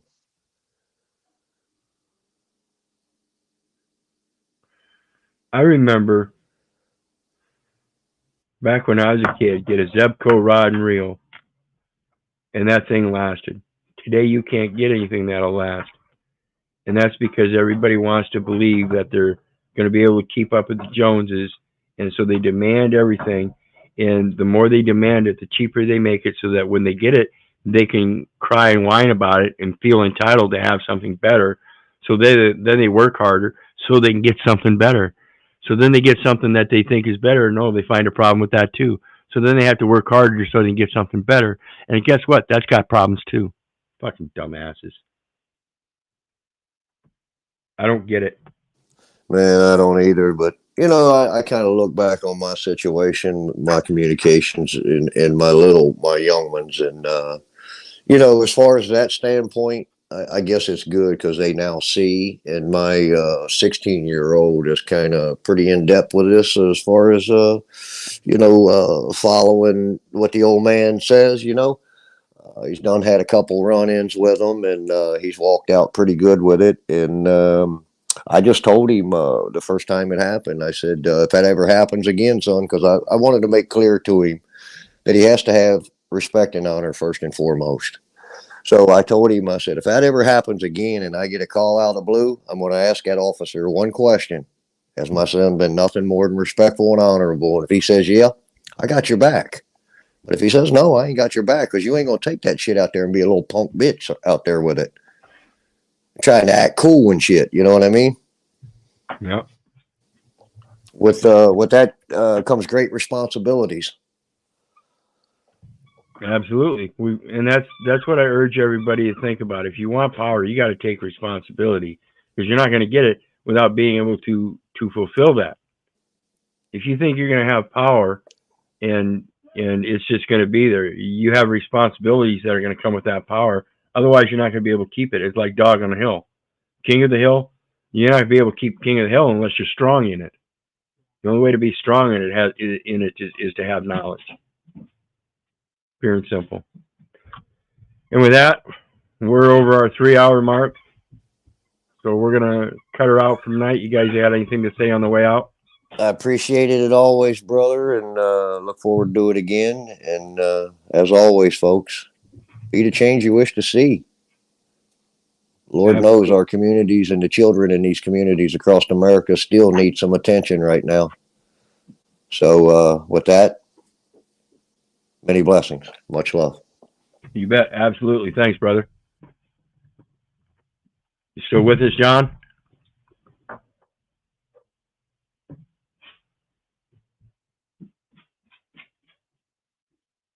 Evidently, John is no longer with us. So we will scoot him out the door. And folks, you know, I love you. I don't give a rat's ass whether you love me back. And that's say, I don't care if you hate me. So may God bless you and have a good night.